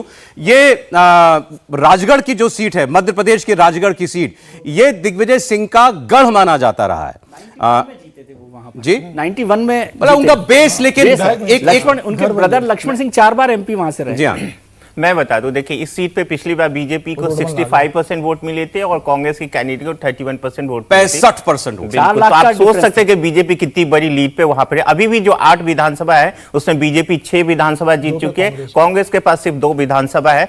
तो मेरे ख्याल से बहुत ही एक डेयरिंग वाला काम है कि उस अपनी, हो सकता है उनका कभी गढ़ रहा हो, लेकिन बहुत ही डेयरिंग, जैसे भूपेश बघेल ने किया, वो भी उन्होंने एक डेयरिंग काम किया कि रमन सिंह के गढ़ में जाकर वो चुनाव लड़ने की कोशिश कर। और आप ही ने बताया कि वो सीट बिल्कुल पलटती, लगभग पलट दिए, लगभग क्लोज फाइट है, बहुत क्लोज फाइट है, लेकिन वो एक दिख रहा है क्योंकि भूपेश बघेल कुछ भी माने तो एक बड़े फेस रहे, वो जिस कम्युनिटी को रिप्रेजेंट करते हैं छत्तीसगढ़ में, उसमें वो उनके लिए फिट बैठता है, और शायद इसीलिए वहां पे। और रमन सिंह वैसे भी अब एक्टिव पॉलिटिक्स में नहीं, वो स्पीकर बन चुके, तो शायद इसके लिए वो एज दिख रहा है। लेकिन जहां तक इस पर्टिकुलर राजगढ़ सीट की बात है, तो मेरे ख्याल से बहुत मुश्किल होने वाली है दिग्विजय सिंह के लिए, जैसा मैंने आपको बताया हिस्टोरिकल डेटा। दिग्विजय सिंह का वो गढ़ जरूर है, और दिग्विजय सिंह अगर लड़ने से वहां से रोडमल नागर की जीत एकदम एक तरफा नहीं होगी। अब तो एक गढ़ की डेफिनेशन भी बतानी पड़ेगी आपको। 4.25 लाख वोट से आकर जीती है, लेकिन दिग्विजय सिंह अगर लड़ेंगे तो 4.25 लाख से रोडमल नागर किसी भी स्थिति में राजगढ़ से नहीं जीतेंगे, तय है। दिग्विजय सिंह का एक अपना वहां पे ग्राउंड है, उनके भाई का एक ग्राउंड रहा, उनके बेटे वहां से विधायक है राजगढ़ के सीट से, और दिग्विजय सिंह का एक अपना कद है। ये बात ठीक है कि भारतीय जनता पार्टी का संगठन बहुत मजबूत है, संघ का वहां बहुत मजबूत है और भारतीय जनता पार्टी सीट वो जीतेगी, लेकिन ये तय है कि अगर दिग्विजय सिंह राजगढ़ से लगते हैं तो वो फाइट जरूर देंगे, इसमें कोई दो राय नहीं है। मैं समझता हूँ ये मैसेजिंग के लिए है, जो आपने कहा ना शुरुआत में कि भाई लग रहा था कि कांग्रेस के सारे दिग्गज भाग रहे हैं चुनाव मैदान से, ये मैसेज कम से कम उस मैसेज को रोकने के लिए कि नहीं दिग्गज लोग भी खुद लड़ सकते हैं। चुनाव के नतीजे क्या होंगे, मैं कभी भी चुनाव नतीजों से लड़ने वालों को नहीं देखता, बल्कि ये बेहतर बात है कि कांग्रेस के दिग्गज जो है मैदान में उतर कर आए। इससे पार्टी के कार्यकर्ता का भी मनोबल बढ़ता है, पार्टी में भी एक वो बनता है। जीतना हारना तो चलता ही रहता है, डेमोक्रेसी में हारने को लेकर बहुत ये लेना कि डेरोगेटरी तरीके से मैं समझता हूँ कि ठीक नहीं है। तो लड़ाई लड़ रहे हैं, ठीक है, जब लड़ेंगे नहीं तो फिर हमारा काम ही क्या रहेगा, फिर तो वॉक ओवर जैसे नहीं बेहतर है कि दिग्विजय सिंह जैसे या कांतिलाल भूरिया भी बड़े नेता हैं, अरुण यादव भी बड़े नेता हैं, अरुण यादव बड़े नेता, यादव का टिकट कटा है गुना से, तो अरुण यादव बड़े नेता है, इसमें कोई दो राय नहीं। उनके पिताजी बड़े नेता रहे, उप मुख्यमंत्री रहे अरुण यादव के फादर। अरुण यादव खुद अपनी एक हैसियत रखते हैं, तो निश्चित रूप से बड़े नेता है और क्षेत्र में जाएंगे तो कार्यकर्ता में उत्साह आएगा कांग्रेस। देखिए बीजेपी ने तो आज ही ये नैरेटिव बना दिया ना कि भाई जब आज सुबह सोनिया गांधी राहुल गांधी ने प्रेस कॉन्फ्रेंस की और कहा कि हमारे खाते फ्रीज कर दिए हैं, हम चुनाव के हम 2 रुपया नहीं खर्च कर पा रहे हैं, हम ऐसे में आप हमसे कैसे चुनाव लड़ने की उम्मीद करते हैं। तो बीजेपी ने उसके बाद यही कहा कि भाई हार की भूमिका बना दी, हार का बहाना अभी से कांग्रेस पार्टी ने खोज दिया कि भाई हमारे पास चुनाव लड़ने के रिसोर्सेज ही नहीं थे, हम चुनाव क्या लड़ते हैं और इसलिए आप देख रहे हैं जो भी नतीजा आएगा। अब ऐसे में अगर साथ साथ ये भी एक नैरेटिव चल रहा हो या इसकी चर्चा चल रही हो कि भाई बड़े बड़े लोग, बड़े बड़े नेता, 2-2 टाइम के चीफ मिनिस्टर, वो भी अब जनता के बीच में जाने से घबरा रहे हैं, नहीं चुनाव लड़ना चाहते, पार्टी चाहती है चुनाव लड़े लेकिन आप बच रहे हैं, तो ये पार्टी के लिए एक मैसेजिंग के तौर पर बड़ा खराब मैसेज था इसका जनता के लिए, और कम से कम उसको रोकने की कोशिश भी कांग्रेस पार्टी ने की है। अब जैसा हमारे सभी मेहमान बता रहे हैं आपको कि इसका चुनाव परिणाम पर कोई असर पड़ेगा, एमपी जैसे प्रदेश में नहीं लगता। दिग्विजय सिंह लड़े, चाहे गुना में अरुण यादव चुनाव लड़ रहे हो, झाबुआ में कांतिलाल, बहुत ज्यादा इसका कोई इंपैक्ट नहीं पड़ने वाला, हो सकता है मार्जिन कुछ कम हो जाएगा। लेकिन सारे सर्वे जो आए उन्होंने यही बताया कि अभी क्योंकि हमारे पास तीनों नाम मध्य प्रदेश से ही आए हैं, तो मध्य प्रदेश में भारतीय जनता पार्टी के लिए कहीं कोई टक्कर की बात दिखाई दे नहीं रही है। एक हम बार बार जो है पिछले 2 चुनाव से, और ये तीसरा चुनाव हो गया, केवल एक छिंदवाड़ा की बात करते हैं, कमलनाथ नकुलनाथ की सीट की बात करते हैं, इस बार तो उसको भी लेकर के चर्चाएं यही चल रही हैं कि वो भी शायद इस बार कांग्रेस के हाथ से जाएगी। लेकिन फिर भी कांग्रेस के लिहाज से अगर आप बात करेंगे, जनता को जो मैसेज जा रहा था, खराब मैसेज जा रहा था, उसको रोकने की दिशा में यह एक अच्छा कदम माना जाना चाहिए। विजय लक्ष्मी के पास हम चलेंगे। विजय, तो आपने भी एमपी की बात की और आपने राजस्थान का भी जिक्र किया था, अब एक दबाव तो बनेगा सचिन पायलट के ऊपर, हो सचिन पायलट हो चाहे अशोक गहलोत हो, कि भाई आपके अगर पड़ोसी राज्य के साथी जो हैं चुनाव में उतर रहे हैं तो आप भी दिखाइए कुछ। बिल्कुल, देखिए दबाव बनेगा और वो दबाव डालने के लिए ही भूपेश बघेल और केसी वेणुगोपाल जैसे नेताओं को लोकसभा के चुनावी मैदान में उतारा गया, ताकि एक मैसेजिंग की जा सके कि जब ये लोग क्योंकि केसी वेणुगोपाल संगठन के महासचिव हैं, पूरे देश की जिम्मेदारी उनके ऊपर है, और कांग्रेस अध्यक्ष के बाद अगर कोई बहुत महत्वपूर्ण पद कांग्रेस के संगठन में है तो वो संगठन महासचिव का है। अगर वो चुनाव लड़ सकते हैं तो बाकी महासचिव या बाकी प्रभारी क्यों नहीं लड़ सकते हैं। इस मैसेजिंग के लिए ही वो फैसला कांग्रेस पार्टी ने लिया था। अब आज दिग्विजय सिंह, जिस तरह से सूत्रों से खबर आ रही है कि चुनावी मैदान में दिग्विजय सिंह भी नजर आएंगे, तो ऐसे में दबाव जरूर होगा अशोक गहलोत पर, सचिन पायलट पर कि वो भी लड़ें। अब सचिन पायलट जिन सीटों, अशोक गहलोत क्योंकि जोधपुर से चुनाव लड़ते थे, पिछली बार उनका बेटा चुनाव लड़ा वहां से, उनको अपने बेटे को भी इस बार उनके बेटे को भी सीट बदलनी पड़ी, क्योंकि जोधपुर में अगर आप असेंबली सेगमेंट वाइज बात करें तो सिर्फ एक असेंबली सीट ही कांग्रेस पार्टी जीत पाई जो हाल में विधानसभा के चुनाव हुए। ऐसे में जालौर जो है सेफ सीट लगी, तो ऐसे में अब Jodhpur Congress party already announce कर चुकी है। जहां तक बात सचिन पायलट की है, दौसा से कल हमें खबर आई कि मुरारी लाल मीणा जो कि सचिन पायलट के करीबी हैं, उनका नाम तय कर दिया गया है। अब देखना होगा कि क्या दबाव के चलते कोई फेरबदल वहां पर होगा, या फिर ये जो 2 लोग हैं राजस्थान की राजनीति की, ये सिर्फ चुनाव लड़वाएंगे और लड़ेंगे नहीं, क्योंकि अभी तक ये दोनों यही कहते आ रहे हैं कि हम चुनाव लड़वाना चाहते हैं, लड़ना नहीं चाहते हैं। अगर हम चुनाव लड़ेंगे तो अपनी कॉन्स्टिट्यूएंसी कॉन्स्टिट्यूंसीज में रिस्ट्रिक्ट हो जाएंगे, पूरे राज्य में पैन स्टेट जो है वो कैंपेनिंग नहीं कर पाएंगे, बाकी कैंडिडेट्स के लिहाज से हम काम नहीं कर पाएंगे। तो ये लॉजिक उन्होंने दिया है अपने चुनाव न लड़ने का। लेकिन अब दिग्विजय सिंह चुनावी मैदान में उधर से उतरेंगे तो जरूर इन पर दबाव होगा। लेकिन दिग्विजय सिंह के पास संगठन में कोई जिम्मेदारी नहीं है, जैसे सचिन पायलट के पास संगठन में जिम्मेदारी है, वो इंचार्ज हैं छत्तीसगढ़ के। दिग्विजय सिंह राज्यसभा से सांसद जरूर हैं और पहले कहा भी यही जा रहा था क्योंकि वो राज्यसभा से सांसद हैं ऑलरेडी, इसलिए वो लोकसभा चुनाव नहीं लड़ना चाहते हैं। लेकिन अब क्योंकि कांग्रेस पार्टी ने ये फैसला लिया है, सूत्रों से जो खबर आ रही है कि दिग्विजय सिंह चुनावी मैदान में नजर आएंगे, तो जरूर दबाव होगा बाकी नेताओं पर भी, बाकी बड़े नेताओं पर भी जो लगातार मना कर रहे हैं, लगातार कोई ना कोई कारण दे रहे हैं कांग्रेस के शीर्ष नेतृत्व को अपने चुनाव न लड़ने का। जी बिल्कुल, गुना की बात हम लोग कर रहे हैं। एक बार जरा ज्योतिरादित्य सिंधिया जहां से इस बार मैदान में हैं वहां की हम लोग बात कर लें। 2019 में ये सीट हार गए थे ज्योतिरादित्य सिंधिया, इस बार उनके सामने अरुण यादव होंगे। गुना की सीट से अरुण यादव कांग्रेस के उम्मीदवार हो सकते हैं, अभी की हमारी जानकारी है। कांग्रेस के पूर्व प्रदेश अध्यक्ष हैं। गुना सीट 2019 में बीजेपी ने 1.25 लाख वोटों के मार्जिन से जीती थी। बीजेपी के कृष्णपाल सिंह यादव ने, केपी यादव जिनको हम लोग बात कर रहे थे अभी, उनकी और ज्योतिरादित्य सिंधिया की एक बड़ी इंटरेस्टिंग रिश्ता रहा है, जो उन्होंने ज्योतिरादित्य सिंधिया को हरा दिया था। आप ऐसे कह सकते हैं कि उनके लिए काम करने वाले या उनकी टीम के एक सदस्य हुआ करते थे, उनके सामने ही लड़ गए, उनको हरा दिया था। ज्योतिरादित्य सिंधिया के लिए बहुत बड़ी हार थी वो, लेकिन इस बार बीजेपी ने उनको वहां से उतारने का फैसला किया है। और केपी यादव तो अब चले गए ना दूसरी ओर। देखो सौरभ, एक बात बताऊं मैं आपको कि कल पार्टी छोड़ी नहीं है, लेकिन लगभग घर बैठ गए। सौरभ, कल से आईपीएल शुरू हो रहे हैं और आईपीएल में आप देखिए कि हर बार जो नया विनर है ना, वो पिछले विनर को हराकर ही बनता है। ट्रॉफी जो है ना, नया विनर ले जाता है। इसलिए ये समझना कि विनर हमेशा जीतेगा नहीं, फाइटर हमेशा जीतता है। और आपने जैसे जिक्र किया केपी यादव का रिलेशनशिप का, तो आज हार्दिक पांड्या जो है रोहित को कैप्टन बनेंगे। हार्दिक पांड्या जो है रोहित के कैप्टन है। और पिछला इलेक्शन, वो वर्ल्ड कप देख लीजिए आप कि भारत ने 10 मैच लगातार जीते, जीता कौन फाइनली? सही बात। तो इसलिए सब चीज़ों को बिल्कुल ये मान लेना कि कन्वेंशनल होगा, ऐसा ही होगा, ऐसा नहीं है। यदि ऐसा ही होता तो फिर चुनाव कराने की जरूरत क्या है? बिल्कुल ठीक। चलिए विजय लक्ष्मी, बहुत शुक्रिया आपका ये खबर ब्रेक करने के लिए। तो ये 3 बड़े नाम कांग्रेस पार्टी की तरफ से मध्य प्रदेश से चुनाव में उतारे जा सकते हैं, जिनके बारे में हमने आपको बताया। हम आपको ओपिनियन पोल में आज बता रहे थे कुछ क्लोज मार्जिन वाली सीटों के बारे में, और ये सीटें जो है अलग अलग राज्यों की, यूपी की, पश्चिम बंगाल की, झारखंड, छत्तीसगढ़, तमाम राज्यों की सीटों की आज हम चर्चा कर रहे थे। वैसे तो यूपी की 3 बड़ी सीटें रह गई हैं, अगर हम लोग शुरुआत में उनकी चर्चा कर लें, उसके बाद फिर हम लोग पश्चिम बंगाल की सीटों पर बढ़ सकते हैं। यूपी की जो 3 सीटें अभी बाकी बची हुई हैं हमारे पास, उनमें कन्नौज की सीट है जहां से डिंपल यादव पिछली बार हारी थी, मेनका गांधी की सुल्तानपुर की सीट है, और बदायूं की जहां से धर्मेंद्र यादव, जो चचेरे भाई हैं अखिलेश यादव के, वो वहां से हारे थे। तो एक बार जल्दी से हम लोग यूपी की इन 3 बची हुई सीटों की बात कर लेते हैं, उसके बाद फिर हम लोग पश्चिम बंगाल की सीटों के ऊपर बढ़ सकते हैं।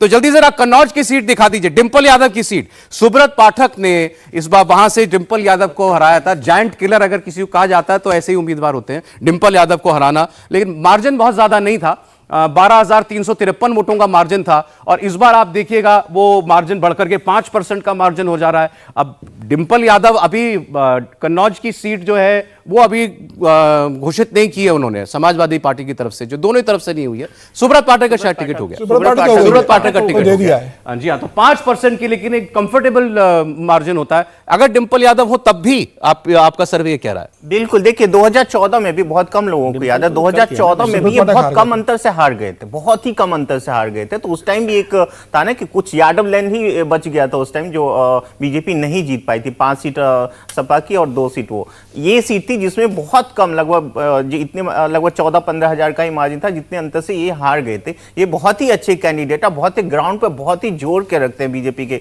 कैंडिडेट को। और जिस तरह की वो सीट है, जैसे कन्नौज की सीट की बात के, जो कास्ट इक्वेशन देखे तो वहां पे 15% लगभग यादव है और 16% के आसपास मुस्लिम है, लगभग 31% के पास है। और इतने ही लगभग ब्राह्मण और राजपूत मिला के हो जाते। तो ब्राह्मण राजपूत मिला के इसको फैक्टर को नेग्लेक्ट करते। उसके बाद आप देखेंगे यहाँ पे एक जो बहुत बड़ा फैक्टर होता है वो होता है यहाँ पे शाक्य वोट का एक बहुत बड़ा फैक्टर है, बिल्कुल वो बीजेपी को बहुत इन ब्लॉक में वोट करते हैं। उसके बाद यदि बसपा नहीं है यहाँ पे, तो जो नॉन जाटव वोट है, जो दलित है, वो बीजेपी को वोट जाते हैं। इसलिए आप देखेंगे 2014 2014 में भी बीजेपी अच्छा परफॉर्म की थी, 2019 में जीत गई थी, और यहां भी देखेंगे इस बार संभव है, मैं ये तो नहीं कहता लेकिन संभव है बीजेपी के लिए और बड़ी जीत हो सके।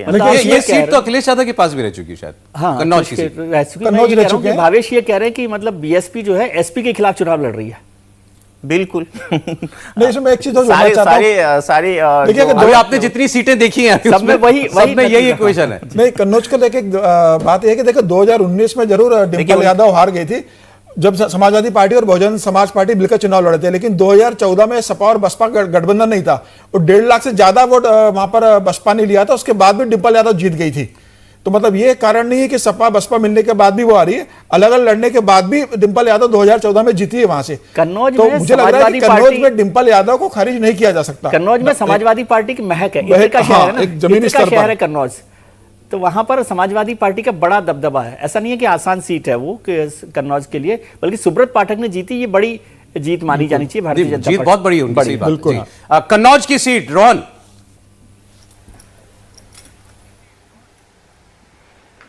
मैं वही अभी पूरी डिबेट सुन रहा था तो मुझे इस बात से बड़ी हैरानगी रही कि किसी ने ये बात का जिक्र नहीं किया कि कन्नौज एक टाइम पे राम मनोहर लोहिया को सबसे पहला एमपी इलेक्ट करके आई थी और उसके बाद जाके जो सुब्रत पाठक ने वहां पे करके दिखाया 2019 में, कन्नौज एक ऐसी जगह मानी जाती है जो इत्र को प्रोड्यूस करती है और अखिलेश यादव इस इत्र को प्रमोट करने के लिए फ्रांस के शहर पेरिस तक चले गए थे। वहां से वो टीम लेके आए कि इत्र की जो मैन्युफैक्चरिंग है उसको यहां से कन्नौज से एक्सपोर्ट करा जाए। उसके बावजूद भी, उस प्रॉमिस के बावजूद भी, 2017 के प्रॉमिस के बाद भी 2 साल बाद ही सुब्रत पाठक ने डिम्पल यादव को हरा के दिखा दिया। तो मुझे जो लगता है कि जब ऐसे बड़े अर्थ शेकिंग मूवमेंट होते हैं जहां पे बड़े दिग्गजों को हराया जाता है, हम अमेठी का कई बार जिक्र करते हैं, लेकिन अगर अमेठी के करीब कोई क्षेत्र आता है लोकसभा का तो वो कन्नौज ही है आज की डेट में। जिस तरीके से सुब्रत पाठक ने इस कॉम्बिनेशन को, एमवाई कॉम्बिनेशन को, जो कि आज अखिलेश नहीं मानते, मुस्लिम यादव कॉम्बिनेशन को, बिल्कुल ये जो गढ़ है सिर्फ मुस्लिम और यादव का ही गढ़ है। यहाँ पे मानते तो हैं, बोलते नहीं है। बाकी समाज है वो बड़े कम। जी बिल्कुल। तो मैं आपको सौरभ ये बता रहा था कि 2017 के जब तक 2012 से 17 में थे अखिलेश यादव सरकार में, तो उससे पहले कई बारी दौरे करके आए कन्नौज के और उनका मैसेज विदेशों तक लेके गए कि हम एक्सपोर्ट करेंगे आपका। जी। उसके बावजूद भी जब कन्नौज जैसे क्षेत्र में सुब्रत पाठक ने हराया तो उसका कारण भी बता रहता हूं कि क्यों हराया, कि जितना भी बाहर चार क्षेत्र है वहां पे आज 3 भाजपा के एमएलए हैं वहां पे मौजूद। तो उन एमएलए ने सबसे पहले, जब मैं खुद भी वहां पे गया, चाहे वो छिबरमऊ की बात करूं, तिरवा की बात करूं, रसूलबाग की बात करूं, वहां पे कुछ दलितों ने और गैर यादव ओबीसीज ने सुब्रत पाठक को इसलिए चुना क्योंकि जितने भी वेलफेयर स्कीम्स थे, चाहे वो पार्क की बाउंड्रीज हो या प्रधानमंत्री आवास योजना हो, उसमें वो 2014 से 17 में प्रधानमंत्री आवास योजना के मकानों को अखिलेश यादव ने देने ही नहीं दिया मुस्लिम और यादवों को छोड़ के, और उनकी बेनिफिशियरीज को सुब्रत पाठक 2017 से 19 तक वो वहां पे उन्होंने स्कीम्स को पहुंचाया, जिसका मुनाफा उनको 2000। देखिए, समाजवादी पार्टी के लिए तो इससे बुरी क्या खबर हो सकती है अखिलेश यादव के लिए कि आपने जो बैकग्राउंड सब लोगों ने बताया कन्नौज का, वहां मार्जिन 5% हो जा रहा है इस पिछली बार की तुलना में। इस बार बीजेपी की जीत का सर्वे ये बता व्यापार है ना जी, वो कन्नौज पर ही डिपेंड है। दुबई में जो इत्र, यदि आप दुबई जाएंगे तो वहां पर महक आपको एयरपोर्ट पर भी दिखाई देगी, वो सारा का सारा कन्नौज का है। लेकिन यहाँ पर उसकी भी चर्चा कर लेनी चाहिए कि पिछले दिनों मतलब 2 साल हो गए, अब उस बात को 2-3 साल हो गए, जो एक व्यापारी को लेकर भी बहुत बड़ी खबर आई थी। करोड़ों रुपए निकले थे इत्र व्यापारी पीयूष जैन के पास। जी हाँ। अरे जल्दी से हम लोग जरा, क्योंकि और सीटें भी काफी बची हुई हैं, एक बार जरा अब बदायूं की हम लोग बात कर ले। धर्मेंद्र यादव पिछली बार यहां से चुनाव हार गए थे, इस बार पहले उनको समाजवादी पार्टी ने टिकट दिया बदायूं से, उसके बाद टिकट बदल दिया गया, शिवपाल यादव को उनके चाचा जी को जो है वहां से इस बार लड़ाया गया। संघमित्रा मौर्य, ये स्वामी प्रसाद मौर्य की बेटी बीजेपी की तरफ से यहां से उम्मीदवार थी, पिछली बार लगभग 18,500 वोट से जीती थी। संघमित्रा मौर्य को इस बार टिकट मिलेगा, इस बारे में बहुत संशय है। इस बार आप देखिएगा जरा, लेकिन लीड आप देखें तो 4% हो जा रही है, यानी शिवपाल यादव अपनी सीट हार सकते हैं और उनका पिछली बार जो क्लोज मार्जिन की जो सीट लग रही थी, इस बार वो मार्जिन बढ़ सकता है। जल्दी से हम लोग बात कर लेते हैं मेनका गांधी की सीट की भी। मेनका गांधी की सीट, सुल्तानपुर की सीट देखिएगा, सुल्तानपुर की सीट पर आप देखेंगे जो मेनका गांधी की जो जीत का जो मार्जिन था लगभग 14,500 का था। इन्होंने भी बसपा के उम्मीदवार को हराया था, चंद्रभद्र सिंह, और इस बार जो मार्जिन है वो 3% हो रहा है। तो मेनका गांधी का भी अभी जो है टिकट अनाउंस नहीं हुआ है। बहुत चर्चा इस बात की कई बार सुनते हैं हम लोग कि शायद इनको रायबरेली की तरफ भी जो है पार्टी भेजने की इच्छुक है। ये तक अभी कुछ दिनों में साफ हो जाएगा, लेकिन मेनका गांधी की जो अपनी कॉन्स्टिट्यूंसी है वहां बीजेपी के लिए इस बार कोई बहुत चुनौती दिखाई नहीं दे रही है। ये सीट भारतीय जनता पार्टी एक बार फिर जो है वो निकाल सकती है।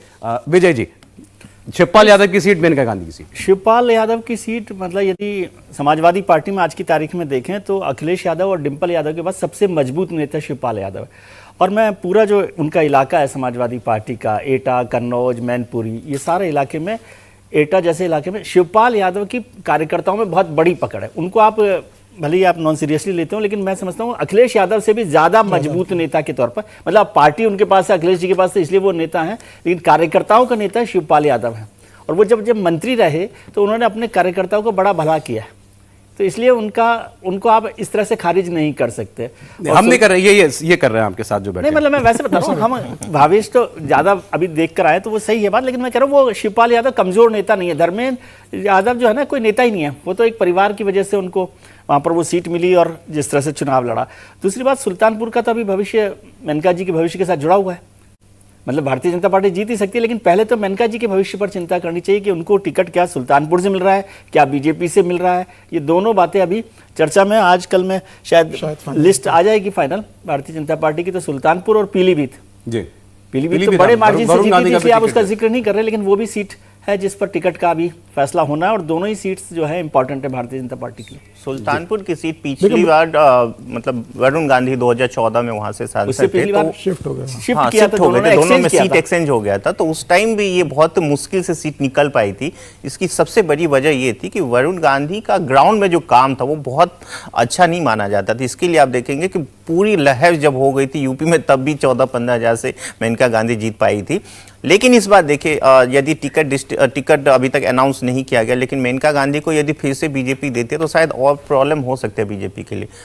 इसलिए शायद संभव है बीजेपी यहाँ पे टिकट किसी और को दे, और वो ज़्यादा सेफ रहेगा बीजेपी के लिए, क्योंकि यदि मेनका गांधी को या किसी वरुण गांधी को, दोनों में से किसी को फिर से एक्सचेंज करके लेकर आए तो शायद मुश्किल हो सकते हैं बीजेपी के लिए यहाँ पे। तो दोनों को टिकट तो मिलना मुश्किल है कि मेनका गांधी को भी मिले और वरुण गांधी को भी टिकट मिले, इसकी संभावना लगभग पॉसिबल नहीं है। किसी एक को टिकट मिलेगा, मुझे लगता है मेनका गांधी की संभावना कम है, शायद वरुण गांधी को मिले।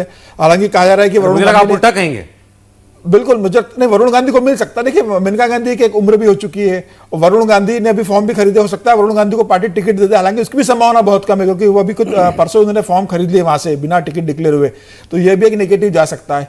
लेकिन बदायूं की अगर बात करें तो बदायूं तो समाजवादी पार्टी का गढ़ रहा है। 1996 से लेकर 2014 तक तो समाजवादी पार्टी वहां से जीती है, तो एक बड़ा बेस है समाजवादी पार्टी। बदायूं को लेकर, और बदायूं को लेके आप कह रहे थे, फिर पश्चिम बंगाल पर बढ़े हम जी। ओके, बदायूं में यादव मुस्लिम मिला के नो डाउट 50% के आसपास हो जाते हैं, लेकिन हम ये भूल जाते हैं कि यादवों का एक तबका बीजेपी के साथ जुड़ चुका है। शायद इसीलिए बीजेपी उन सीटों को भी निकालते हुए दिखते हैं जहां पे यादवों का दबदबा है, और वो इस तरह नहीं है कि वो यादवों का है तो वो अखिलेश के साथ ही जाएंगे। वो प्राइम मिनिस्टर के नाम पे जैसे राम लहर है तो उसमें जुड़ता जा रहा है बीजेपी के साथ। 2019 से पहले से शुरू हो गया था ये। लेकिन चलिए अब जरा पश्चिम बंगाल की कुछ सीटों की बहुत काम किया है। सुल्तानपुर में जो गलती उन्होंने की थी पिछली बार, उस गलती को उन्होंने बहुत सुधारा, और इसलिए आज वो इस ताकत के साथ भी लड़ रहे हैं कि पार्टी टिकट नहीं दे तो इंडिपेंडेंट भी लड़ने की बात कर सकते हैं। पश्चिम बंगाल की 5 सीटें आपके सामने अब हम रखने जा रहे हैं। देखिए, यूपी में तो बहुत सारे अलग अलग फैक्टर हैं। मायावती पिछली बार साथ थी, इस बार वो अलग चुनाव लड़ेंगी। इसके अलावा ट्रायंगुलर फाइट जब हो जाती है, इसके अलावा बहुत सारे अलायंसेस जो इधर उधर हुए हैं, राजली इधर आ गई है। पश्चिम बंगाल के अंदर पिछली बार भी ऐसी कोई बहुत फंसी हुई या कोई खिचड़ी वाली बात नहीं थी, इस बार भी वहां ऐसा कुछ नहीं है। टक्कर सीधी सीधी बीजेपी और टीएमसी की थी, बीजेपी और टीएमसी के बीच इस बार भी टक्कर है। पिछली बार भी लगभग बराबरी पर मामला छूटा था। सर्वे जो पिछला सर्वे हमने आपको दिखाया उसमें भी यही दिखाई दिया कि इस बार भी मामला बराबरी पर छूट सकता है। हालांकि इस बार टीएमसी से ज्यादा सीटें बीजेपी जीत सकती है। ये सर्वे ने बताया था। अब 5 सीटें आपके सामने जो मैं रख रहा हूं, आरामबाग की सीट पहले आपके सामने आ रही है। अपरूपा पोद्दार, ये टीएमसी की प्रवक्ता भी नहीं है, वो काफी तेज तर्रार प्रवक्ता है। आरामबाग, वर्धमान, दुर्गापुर, मालदा दक्षिण, झारग्राम और बैरकपुर, इन 5 सीटों की हम लोग बात करेंगे। तो पहले आरामबाग की सीट दिखा दीजिए। मार्जिन 900 आरामबाग की सीट पर अपरूपा पोद्दार ने बीजेपी के तपन कुमार रॉय को हराया था 1142 वोट से, 1100 वोट से मात्र हराया था। इस बार ये सीट छीन रही है बीजेपी टीएमसी से, और 5% का गैप जो है वो चुनाव में रह सकता है। तो यानी कि एक बहुत नजदीकी मुकाबले की जो सीट भाजपा हार गई थी 2019 में, वो इस बार वो टीएमसी को हरा सकती है बीजेपी इस बार, और मार्जिन में 5% सीटों का मार्जिन वो इस बार यहां पर रह सकता है। क्या बदल रहा है इस सीट पर, ऐसा भावेश? देखिए, इस सीट पे जो 2019 में ये हुआ था कि यहाँ पे लगभग 36% के आसपास दोनों एससी और एसटी मिला के है, तो उसका एक तबका वोट जो था दलितों का, वो बीजेपी को मिल नहीं पाया था, जिसकी वजह से बीजेपी के लिए मुश्किल जरूर हुई थी। इस बार देखा जा रहा है कि वो पूरा इन ब्लॉक वोट, जैसे कि आपको सबको हम लोग कई बार इसका डिस्कस कर चुके हैं कि जो वहाँ पे दलितों का जो वोट है वो बीजेपी के लिए इन ब्लॉक वोट करते, खासकर रूरल सेगमेंट में बीजेपी के लिए बहुत अच्छा है। तो ये आरामबाग वाली सीट है, क्लोज अभी भी होगी, लेकिन जो दलित फैक्टर है, जो एसटी फैक्टर, वो बीजेपी के फेवर में जाती है। दूसरी तरफ जो टीएमसी का कैंडिडेट है उनके लिए बहुत ज्यादा बहुत ज्यादा उनको लोग पसंद नहीं करते, वो भी एक फैक्टर है। जी अच्छा, ठीक है। ये बीजेपी ने इसे डिक्लेयर नहीं किया अभी, होल्ड बीजेपी ने भी इसका कैंडिडेट कौन होगा अभी अनाउंस नहीं किया है आरामबाग का। मुझे लग रहा है अभी 2-3 दिन के अंदर जारी हो जाएगी सूची, तो अभी ये होल्ड पर है भारतीय जनता पार्टी की तरफ से अभी। नहीं, जैसे यूपी में हम लोग ने बात की, अलग अलग क्षेत्रों में अलग अलग पार्टियां, अलग अलग नेता फैक्टर हैं। पश्चिम बंगाल के अंदर भी ऐसा ही है, या आपको एक मतलब पूरे प्रदेश के अंदर एक सा सेंटिमेंट दिखाई देता है? देखिए, पश्चिम बंगाल में बीजेपी के लिए कैंडिडेट बहुत इंपॉर्टेंट है, टीएमसी के लिए भी इंपॉर्टेंट है, क्योंकि वहां पे जो लड़ाई है 2 बराबर पॉलिटिकल पार्टी के बीच में है। दोनों के बाद जो ममता बनर्जी स्टेट लेवल पे सबसे पॉपुलर हैं, प्राइम मिनिस्टर मोदी सबसे विश्व के सबसे पॉपुलर मान लीजिए वो है। तो दोनों फैक्टर मिला के दोनों एक सीट बाय सीट आप जब उसमें देखेंगे, तो जहां देखें जिनके पास एक अच्छा कैंडिडेट है वो लीड हुए थे। आप देखेंगे पिछले हमने 2 सर्वे किया, पहला सर्वे में 3-4 सीटें और दूसरे सर्वे में 3-4 सीटें फ्लिप हो रही है, जैसे बैरकपुर हो गया, आरामबाग को लीजिए। आज अच्छा ऐसा लगता है चुनावी खबरों का ही दिन है। अब बीजेपी की लिस्ट आ गई है तमिलनाडु की। कोयम्बटूर से अन्नामलाई चुनाव लड़ेंगे। बीजेपी ने 9 उम्मीदवार अपने डिक्लेयर कर दिए तमिलनाडु को लेकर के, और उसमें जो बड़ा नाम सामने आया है बीजेपी के प्रदेश अध्यक्ष का जो है नाम, के अन्नामलाई, उनका नाम सामने आ रहा है, जो कि कोयम्बटूर से चुनाव लड़ेंगे। अन्नामलाई को बीजेपी ने टिकट दिया, और कुल 9 उम्मीदवार उन्होंने अपने उतार दिए हैं। अन्नामलाई जिन्होंने अभी पदयात्रा निकाली है, और बीजेपी का ग्राफ वहां बढ़ाने में इनकी बहुत बड़ी भूमिका है। पहला टिकट ही उनका अनाउंस हुआ है कोयम्बटूर की सीट से। बाकी और नामों की हम लोग और चर्चा देखेंगे, क्या उनमें से कोई बहुत नोन फेस है। कि अन्नामलाई तो अब एक जाना पहचाना चेहरा है, और पार्टी में बहुत तेजी से उभरते हुए नेता हैं। और तमिलनाडु से कोई ऐसा सितारा बीजेपी को मिलेगा, इसकी शायद बहुत वक्त पहले कोई कल्पना ना करता, लेकिन अब वो कोयम्बटूर से उम्मीदवार होंगे। प्रधानमंत्री का जो भी आखिरी दौरा हुआ तमिलनाडु का कोयम्बटूर का ही था। कोयम्बटूर जो है कम्युनली सेंसिटिव 1998 के बॉम्ब ब्लास्ट के, वही कह रहा हूं मैं, कम्युनली सेंसिटिव सीट है वो। वहां पर जाकर उन लोगों से उन्होंने मुलाकात की, परिवारों से मुलाकात जी, वो कम्युनली सेंसिटिव सीट भी है। और अन्नामलाई बीजेपी के सबसे स्ट्रांग लीडर्स में से है। प्रधानमंत्री ने खुद ने वहां दौरा किया। मुझे लगता है एक शायद टी सौंदरराजन को भी तमिलनाडु से टिकट मिल जाए, जो गवर्नर थी, फॉर्मर गवर्नर, अभी उन्होंने इस्तीफा दिया। सौरभ, ये हमारे सर्वे में ये सीट बीजेपी को जाते हुए दिख भी रही थी, बहुत पहले से। बिल्कुल, ये बहुत पहले से हम लोग इस पे नजर रखे, और वहाँ पे बीजेपी के लिए एक सेफ देखा जा रहा है। पहले हालांकि वहाँ पे IUML जीती थी 2019 में, जिसकी वजह से लग रहा था कि वो एक पोलराइजेशन भी हो रहा है, लेकिन अब शायद बातें हो रही कि वहाँ पे DMK खुद चुनाव लड़ेगी, तो थोड़ी सी मुश्किल जरूर होगी। लेकिन अन्नामलाई के आने के बाद बीजेपी के फेवर में ये जरूर जाएगी कि एक बहुत बड़े फेस बीजेपी यहाँ पे लेके आ रही है। पहले शायद संभावना ये थी कि वो खुद चुनाव नहीं लड़ना चाहते, कुछ खबर आई थी, लेकिन अब जब ये खबर आ गई कि खुद वहां से चुनाव लड़ेंगे, तो बीजेपी एक सीट तो कम से कम एक ऐसी आ गई, जो सीट आपने बताया कि पहले भी कुछ फेवरेबल ही थी बीजेपी के लिए, और अब बीजेपी ने वहां अपना प्रदेश का सबसे बड़ा चेहरा भी उतारा। टी सौंदरराजन को भी आप इग्नोर मत कीजिए, वो बड़ी मजबूत कैंडिडेट हो सकती है भारतीय जनता पार्टी के लिए, जो अभी गवर्नर थी। और जैसे कन्याकुमारी जैसे सीट है जहां से जी, चेन्नई साउथ से तमिलसाई सौंदरराजन वो हैं। हाँ, तो चेन्नई साउथ वही हुआ ना, वही सीट में कह रहा हूँ कि वो एक मजबूत कैंडिडेट है। तो ये 2 सीटें कम से कम, कोयम्बटूर की सीट और चेन्नई साउथ की सीट। जी, कन्याकुमारी से राधाकृष्णन वो उम्मीदवार होने जा रहे हैं। ये भी बीजेपी के लिए आपने बताया कि बिल्कुल, एक अच्छी सीट है। 2014 में भी ये सीट बीजेपी के लिए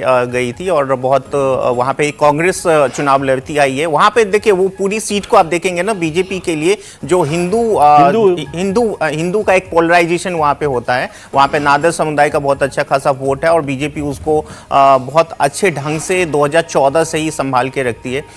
पिछली बार कुछ मिस्टेक ये हुई थी, जैसे मैं बार बार इसको कहता हूं, पिछली बार बीजेपी का एआईडीएमके के साथ गठबंधन हो गया था, जिसके वजह से बीजेपी को डबल एंटी इनकम्बेंसी का नुकसान हुआ था, जिसके वजह से बीजेपी ये सेफ सीट भी हार गई थी। इस बार चूंकि एआईडीएम के साथ में नहीं है तो संभव है कि जो द्रविडियन वोट है वो बटे और बीजेपी को वहां पे फायदा। वहां पे ईसाई वोट और हिंदू वोट लगभग बराबर है।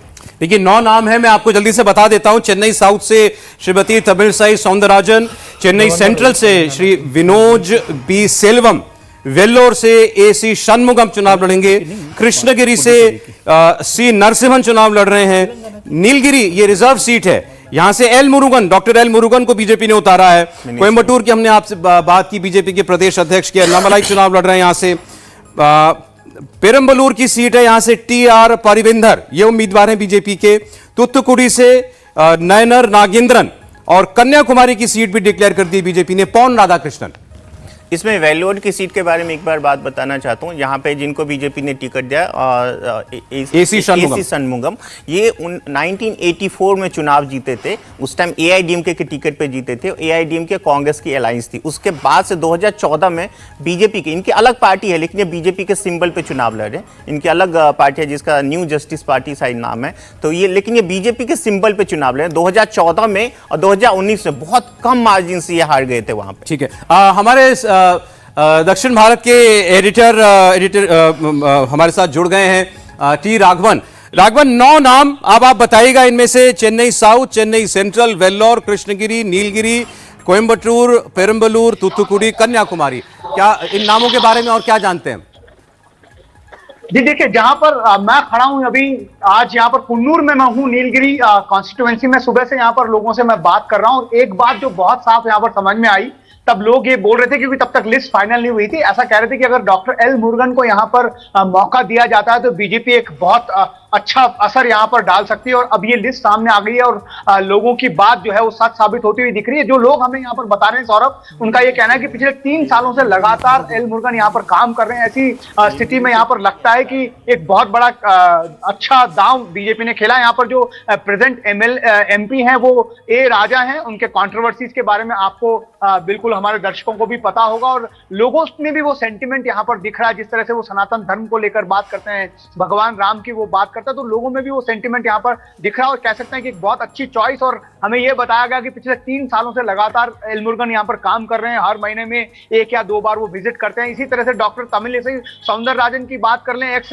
TNCC BJP x BJP president हैं, तेलंगाना के गवर्नर पोस्ट से उनसे रिजाइन करवाया गया और उन्हें अभी चेन्नई में वो सीट दी गई है, जहां पर कह सकते हैं कि एक माहौल जो है बीजेपी के पक्ष में वहां पर बनता हुआ दिख रहा है। रोड शो जब प्रधानमंत्री नरेंद्र मोदी ने वहां पर किया था प्रदेश अध्यक्ष अन्नामलाई के साथ, तो एक जबरदस्त भीड़ वहां पर हमें देखने को मिली थी। कन्याकुमारी सीट जहां पर पोन राधाकृष्णन को अभी टिकट मिला है। मैं खुद वहां पर गया था जब प्रधानमंत्री नरेंद्र मोदी की वहां पर पहली जनसभा हुई थी और एक जबरदस्त कह सकते हैं कि एम्बियंस, एक माहौल जो है वो बीजेपी के पक्ष में वहां पर लोगों में मैंने देखा था। और तब भी ये कह रहे थे कि पोन्नानार, जिनको बहुत कोलोकियल लैंग्वेज में पोन्नानार के नाम से वहां लोग बुलाते हैं, उनका ये कहना था कि अगर पोन्नानार को एक बार फिर यहाँ से चांस दिया जाता है, टिकट मिलता है, तो एक बहुत कांटे का मुकाबला यहाँ पर देखने को मिल सकता है। एक बार फिर हम ये कहना चाहेंगे कि जिस तरह से बिखराव यहाँ पर, क्योंकि लगातार मैं पिछले 1 वीक से तमिलनाडु और केरला के अलग अलग हिस्सों में जा रहा हूँ, एक बात बहुत हद तक समझ में आ रही है सौरभ की, जो बिखराव यहाँ पर एआईडीएमके में दिख रहा है, अगर वो बिखराव की वजह से वोट जो है वो बीजेपी की तरफ शिफ्ट होता है तो वाकई में ये जो 3-4 नाम मैंने लिए हैं, यहाँ पर आप बीजेपी को चमत्कार करता हुआ देख सकते हैं। जी जरा हमें बात और करनी चाहिए के अन्नामलाई के बारे में। बीजेपी के प्रदेश अध्यक्ष हैं, गोंडर जाति से आते हैं और इस सीट पर इस जाति का 30% वोट है और इसके अलावा नॉर्थ इंडियंस का, उत्तर भारतीयों का भी 1 लाख तकरीबन वोट जो है वो इस सीट के ऊपर है, कोयम्बटूर की सीट के ऊपर। हमने आपको बताया कि प्रधानमंत्री अभी अपने आखिरी जब तमिलनाडु का दौरा था उसमें कोयम्बटूर ही गए थे। तो बीजेपी जाहिर तौर पर बहुत फोकस्ड काम कर रही है तमिलनाडु के ऊपर। के अन्नामलाई, शख्सियत और ये सीट, राघवन। जी बिल्कुल, देखिए 2000 जब आईपीएस का उन्होंने जॉब को रिजाइन कर बीजेपी में ज्वाइन किया था, तब बहुत बड़े लेवल पर ऐसा माना जा रहा था कि वो प्रधानमंत्री के मोदी के व्यक्तित्व, उनके जो काम करने का तरीका है उससे बहुत प्रभावित हुए थे। मैं उनको तब से जानता हूं सौरभ, जो वो वहां पर बेंगलोर साउथ के डीसीपी थे, फिर चिकमंगलुरु के एसपी बनकर वो उनका ट्रांसफर था। तब भी वो उस वक्त भी वो कहते थे कि एक पॉलिटिक्स में उनका जाने का मन है और वो चाहते हैं कि एक बार प्रधानमंत्री नरेंद्र मोदी के साथ वो काम करना चाहते हैं। उन्होंने वो फैसला लिया। उसके बाद जो बदलाव तमिलनाडु में बीजेपी के पक्ष में मुझे देखने को मिला, वो मैं बताता हूं कि पहले यहां पर बीजेपी को कहते थे कि आउटसाइड पार्टी है, नॉर्थ इंडियन पार्टी है, लेकिन जो येन मन येन मक्कल यात्रा जो अन्नामलई ने निकाली, 234 कम से कम जो विधानसभा की सीटें हैं तमिलनाडु में, मैक्सिमम सीटों को उन्होंने कवर किया। खुद वो वहां पर पैदल यात्रा कर रहे थे और जाकर लोगों से बात की। तो जो एक्सेप्टेंस लेवल है पार्टी का, वो उन्होंने कह सकते हैं कि पैन तमिलनाडु बीजेपी के एक्सेप्टेंस लेवल को उन्होंने बढ़ाया। खुद वो एक बहुत हार्ड वर्किंग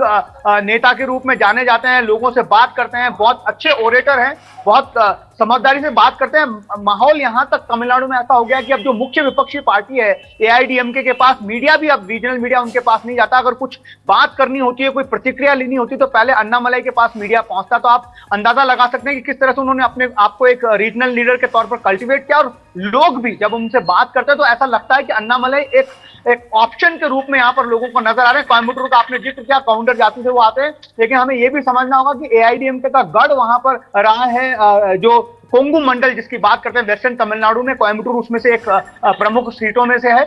वहां पर जो एडपाडी पळनिस्वामी जो अभी महासचिव हैं एआईडीएमके के, वो भी काउंटर जाति से आते हैं, उस जाति को रिप्रेजेंट भी करते हैं।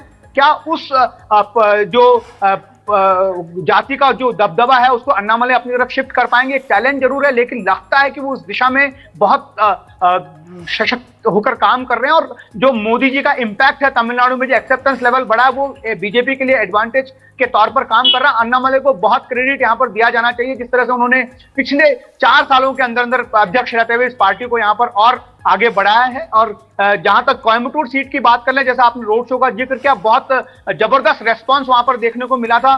प्लस वहां पर एक माहौल जो है बीजेपी पक्ष में ऐसे भी आता है कि 1 लाख से ज्यादा वहां पर नॉर्थ इंडियन वोट्स हैं। तो अगर ये वोट, और जैसा मैं कह रहा हूं लगातार, क्योंकि वो एआईडीएम के बेल्ट, अगर आप इन 10 सीटों को ओवरऑल देखेंगे तो ऐसा लगता है कि उन जगहों पर बीजेपी का फोकस है जहां पर एआईडीएमके का बहुत ज्यादा जोर रहा है, और उन वोट को जो है शिफ्ट करने की बीजेपी एक तरह से कोशिश कर रही है। तो अगर ऐसा होता है तो कोयम्बटूर में भी बहुत तगड़ी फाइट अन्नामलई देते हुए नजर आ रहे हैं। और नॉर्थ में जैसे, उत्तर भारत में जैसे ओबीसी पर बीजेपी ने पिछले कुछ सालों में काम किया, और आज बीजेपी प्राइमरीली ओबीसी पार्टी जो है हम लोग कह सकते हैं, शायद दक्षिण में भी उसी स्ट्रेटेजी पर काम करती हुई दिखाई देती है। एक महत्वपूर्ण बात है, सॉरी आप बोलिए विजय जी।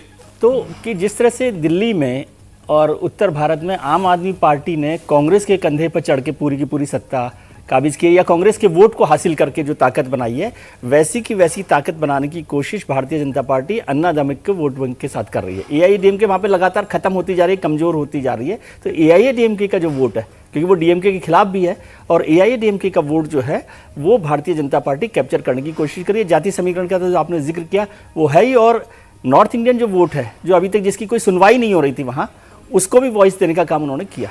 दूसरा, कोयम्बटूर से जो अन्नामलई को टिकट दिया गया है, वहाँ से डीएमके ने गणपति राजकुमार को टिकट दिया। ये पहले एआईडीएमके के मेयर रहे, कोयम्बटूर के महापौर थे, बाद में वह डीएमके पार्टी में 2020 को उन्होंने ज्वाइन किया, और अब उनको वहाँ से उम्मीदवार बनाया गया है। तो मुझे लग रहा है एक अच्छी फाइट होगी, एक अच्छे उम्मीदवार के सामने अन्नामलई को उतारा गया है। इसका फायदा भारतीय जनता पार्टी को मुझे लग रहा है वहाँ पर होने वाला है। या बिल्कुल, जैसा अन्नामलई के बारे में आपको राघवन ने बहुत डिटेल में बताया, आईपीएस अफसर रहे हैं, हिंदी बोलना जानते हैं, अंग्रेजी बोलते हैं, तमिल भाषा तो बोलते ही हैं। अब जयललिता की अगर आप बात करें, जब वो थी तो थेवर जाति से वो आती थी। अब एआईएडीएमके का, जैसा विजय जी ने बताया, एआईएडीएमके का जो वोट था कहीं ना कहीं अब वो भारतीय जनता पार्टी उसको वो कैप्चर करना चाहती है, एआईएडीएमके को रिप्लेस करना चाहती है दरअसल तमिलनाडु के। अन्नामलई का क्रेडिट ये है ना कि उसने बीजेपी के जो आउटसाइडर का टैग है उसको हटाने में बड़ी मदद की है, क्योंकि एंट्री करना मुश्किल काम था ना। तमिलनाडु जो है वो एक सब नेशनलिज्म वाला स्टेट है, तो वहां पर आउटसाइडर पार्टी की एंट्री बहुत मुश्किल थी। और भावेश के सर्वे में तो मेरे ख्याल से 5 सीट आपने फेवरेबल दिखाई हैं। 4 सीट बीजेपी और एक जो उनके एलाइज पीएम के हैं, हाँ, उनके लिए धनपुरी वाली सीट। एक और सीट जो शायद उस पर कैंडिडेट अनाउंस हुआ कि नहीं, रामनाथपुरम, वो सीटें भी बीजेपी के लिए फेवरेबल है। वेल्लोर जो जैसे हमने बताया, वेल्लोर सीट भी बीजेपी जीत सकती है। हालांकि वो बीजेपी का अपना सीट नहीं माना जाएगा। वो एसी षणमुगम जो कैंडिडेट हैं वो बीजेपी के सिंबल पे चुनाव लड़ रहे हैं। उनका अच्छा खासा आधार है वहां पे। 2014 2019 दोनों में बहुत कम मार्जिन से वो वहां पे हार गए थे। क्योंकि बीजेपी के साथ एक मोमेंटम बन रहा है वहां पे, तो संभव है कि बीजेपी ये सीट निकाल ले। जी, तो मतलब इस बार तमिलनाडु में भारतीय जनता पार्टी का खाता खुलना, और वो भी 3-4 सीटों पर, या इससे ज्यादा भी हो सकता है, बहुत मुमकिन दिखाई दे रहा है। पहले फेज में वोटिंग है यहाँ पर, पहले फेज में वोटिंग, सारे 39 सीटों पे पहले फेज में वोटिंग है। रोहन नहीं सौरभ, मैं आपको एक बहुत बड़ा मसला भी बता दूं कि कोयंबटूर से अन्नामलाई को लड़ाने का कोई एक ऑर्डिनरी डिसीजन नहीं है। आप देखिए पिछले 24 घंटे में करीब 100 भाजपा नेताओं ने सद्गुरु को, ईशा फाउंडेशन को हेल्थ रिकवरी पे, उनकी मेडिकल इलनेस पे विशेष दी हैं। कोयंबटूर जो गढ़ है वहां पे सद्गुरु ईशा फाउंडेशन का हेडक्वार्टर्स है, और जो आज भी अगर मैं उसके जो फॉलोअर्स गिनूं, वो ज्यादा से ज्यादा बीजेपी को फॉलो करने वाले, आइडियोलॉजी को फॉलो करने वाले लोग हैं। तो अन्नामलाई का वहां से डिसीजन लेना कोई ऑर्डिनरी डिसीजन नहीं है। सद्गुरु जो है, उनके जो फॉलोअर्स हैं, आप ये भी मान के चलिए कहीं ना कहीं उनका जो फॉलोअर का जो सपोर्ट है, मैं जब खुद अभी पीछे लिटरेरी फेस्ट पे गया तो उनका जो सपोर्ट है वो भाजपा की तरफ आइडियोलॉजिकली मैच करता हुआ जा रहा था।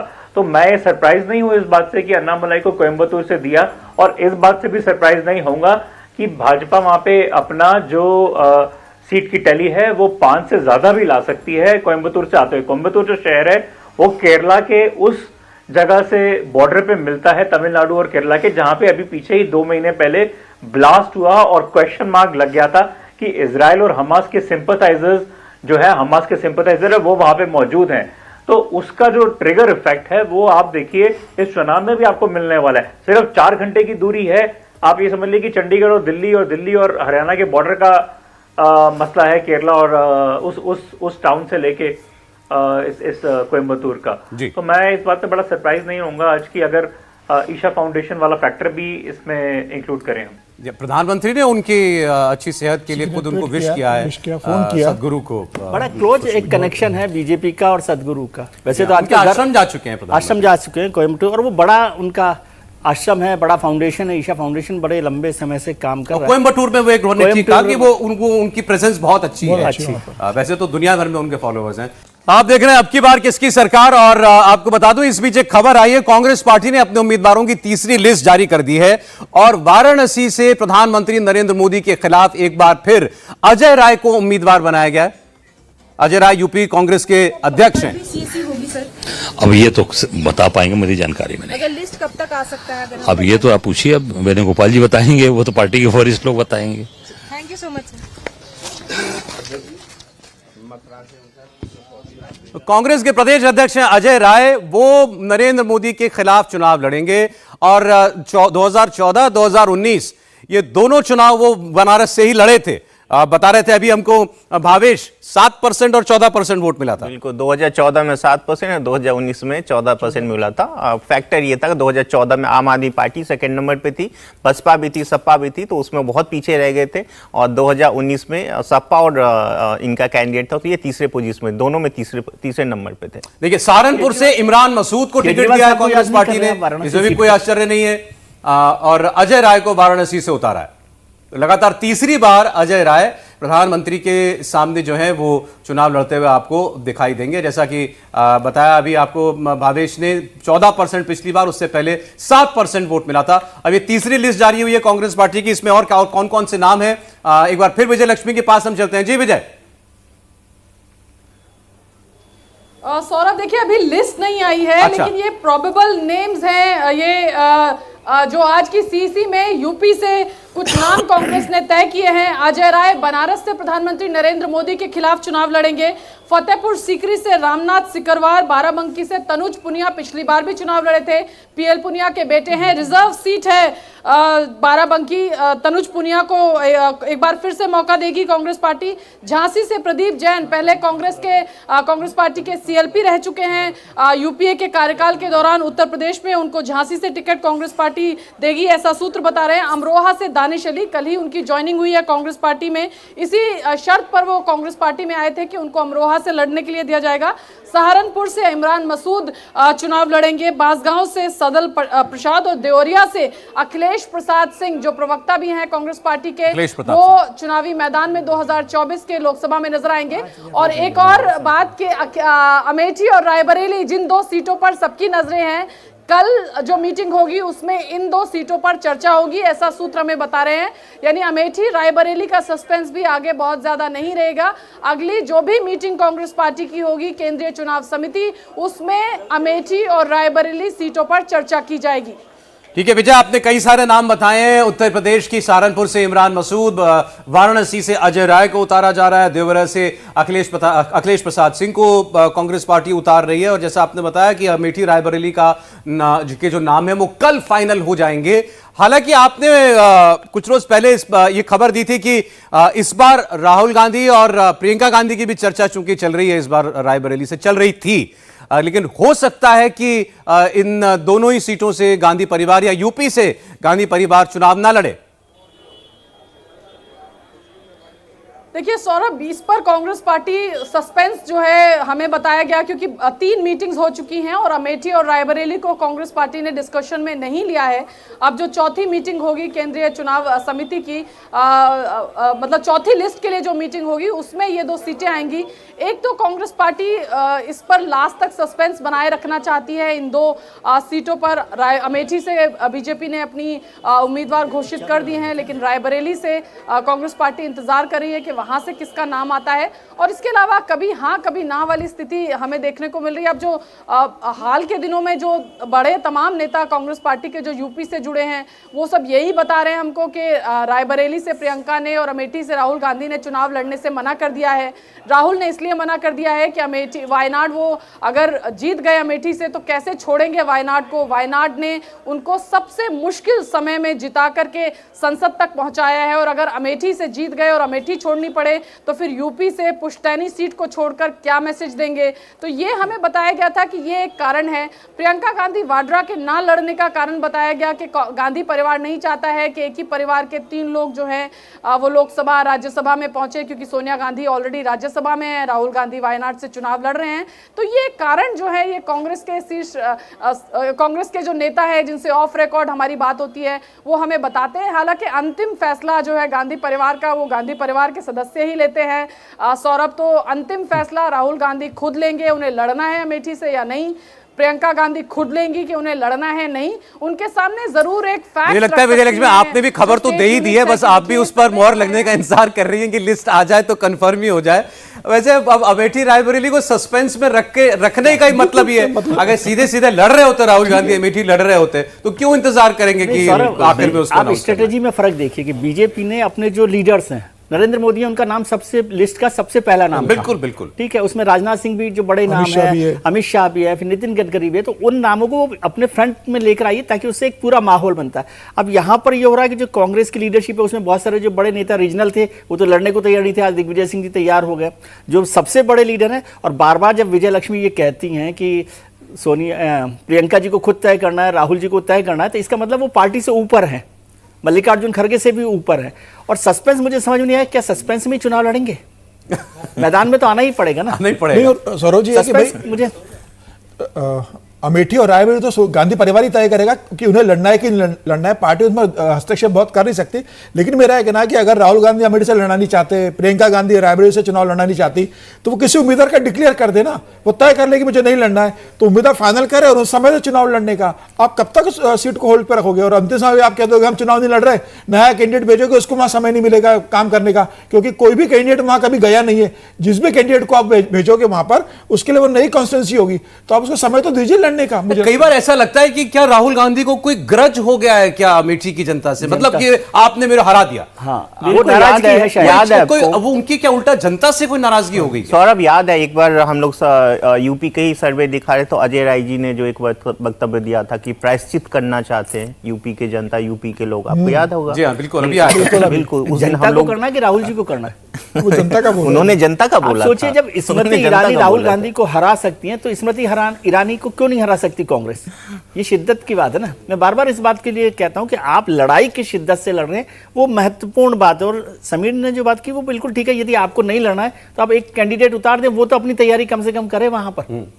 बिल्कुल ठीक है। रोहन, एक तो अजय राय सामने है, एक बार फिर प्रधानमंत्री के तीसरी बार लगातार, और अमेठी रायबरेली पर अभी भी सस्पेंस।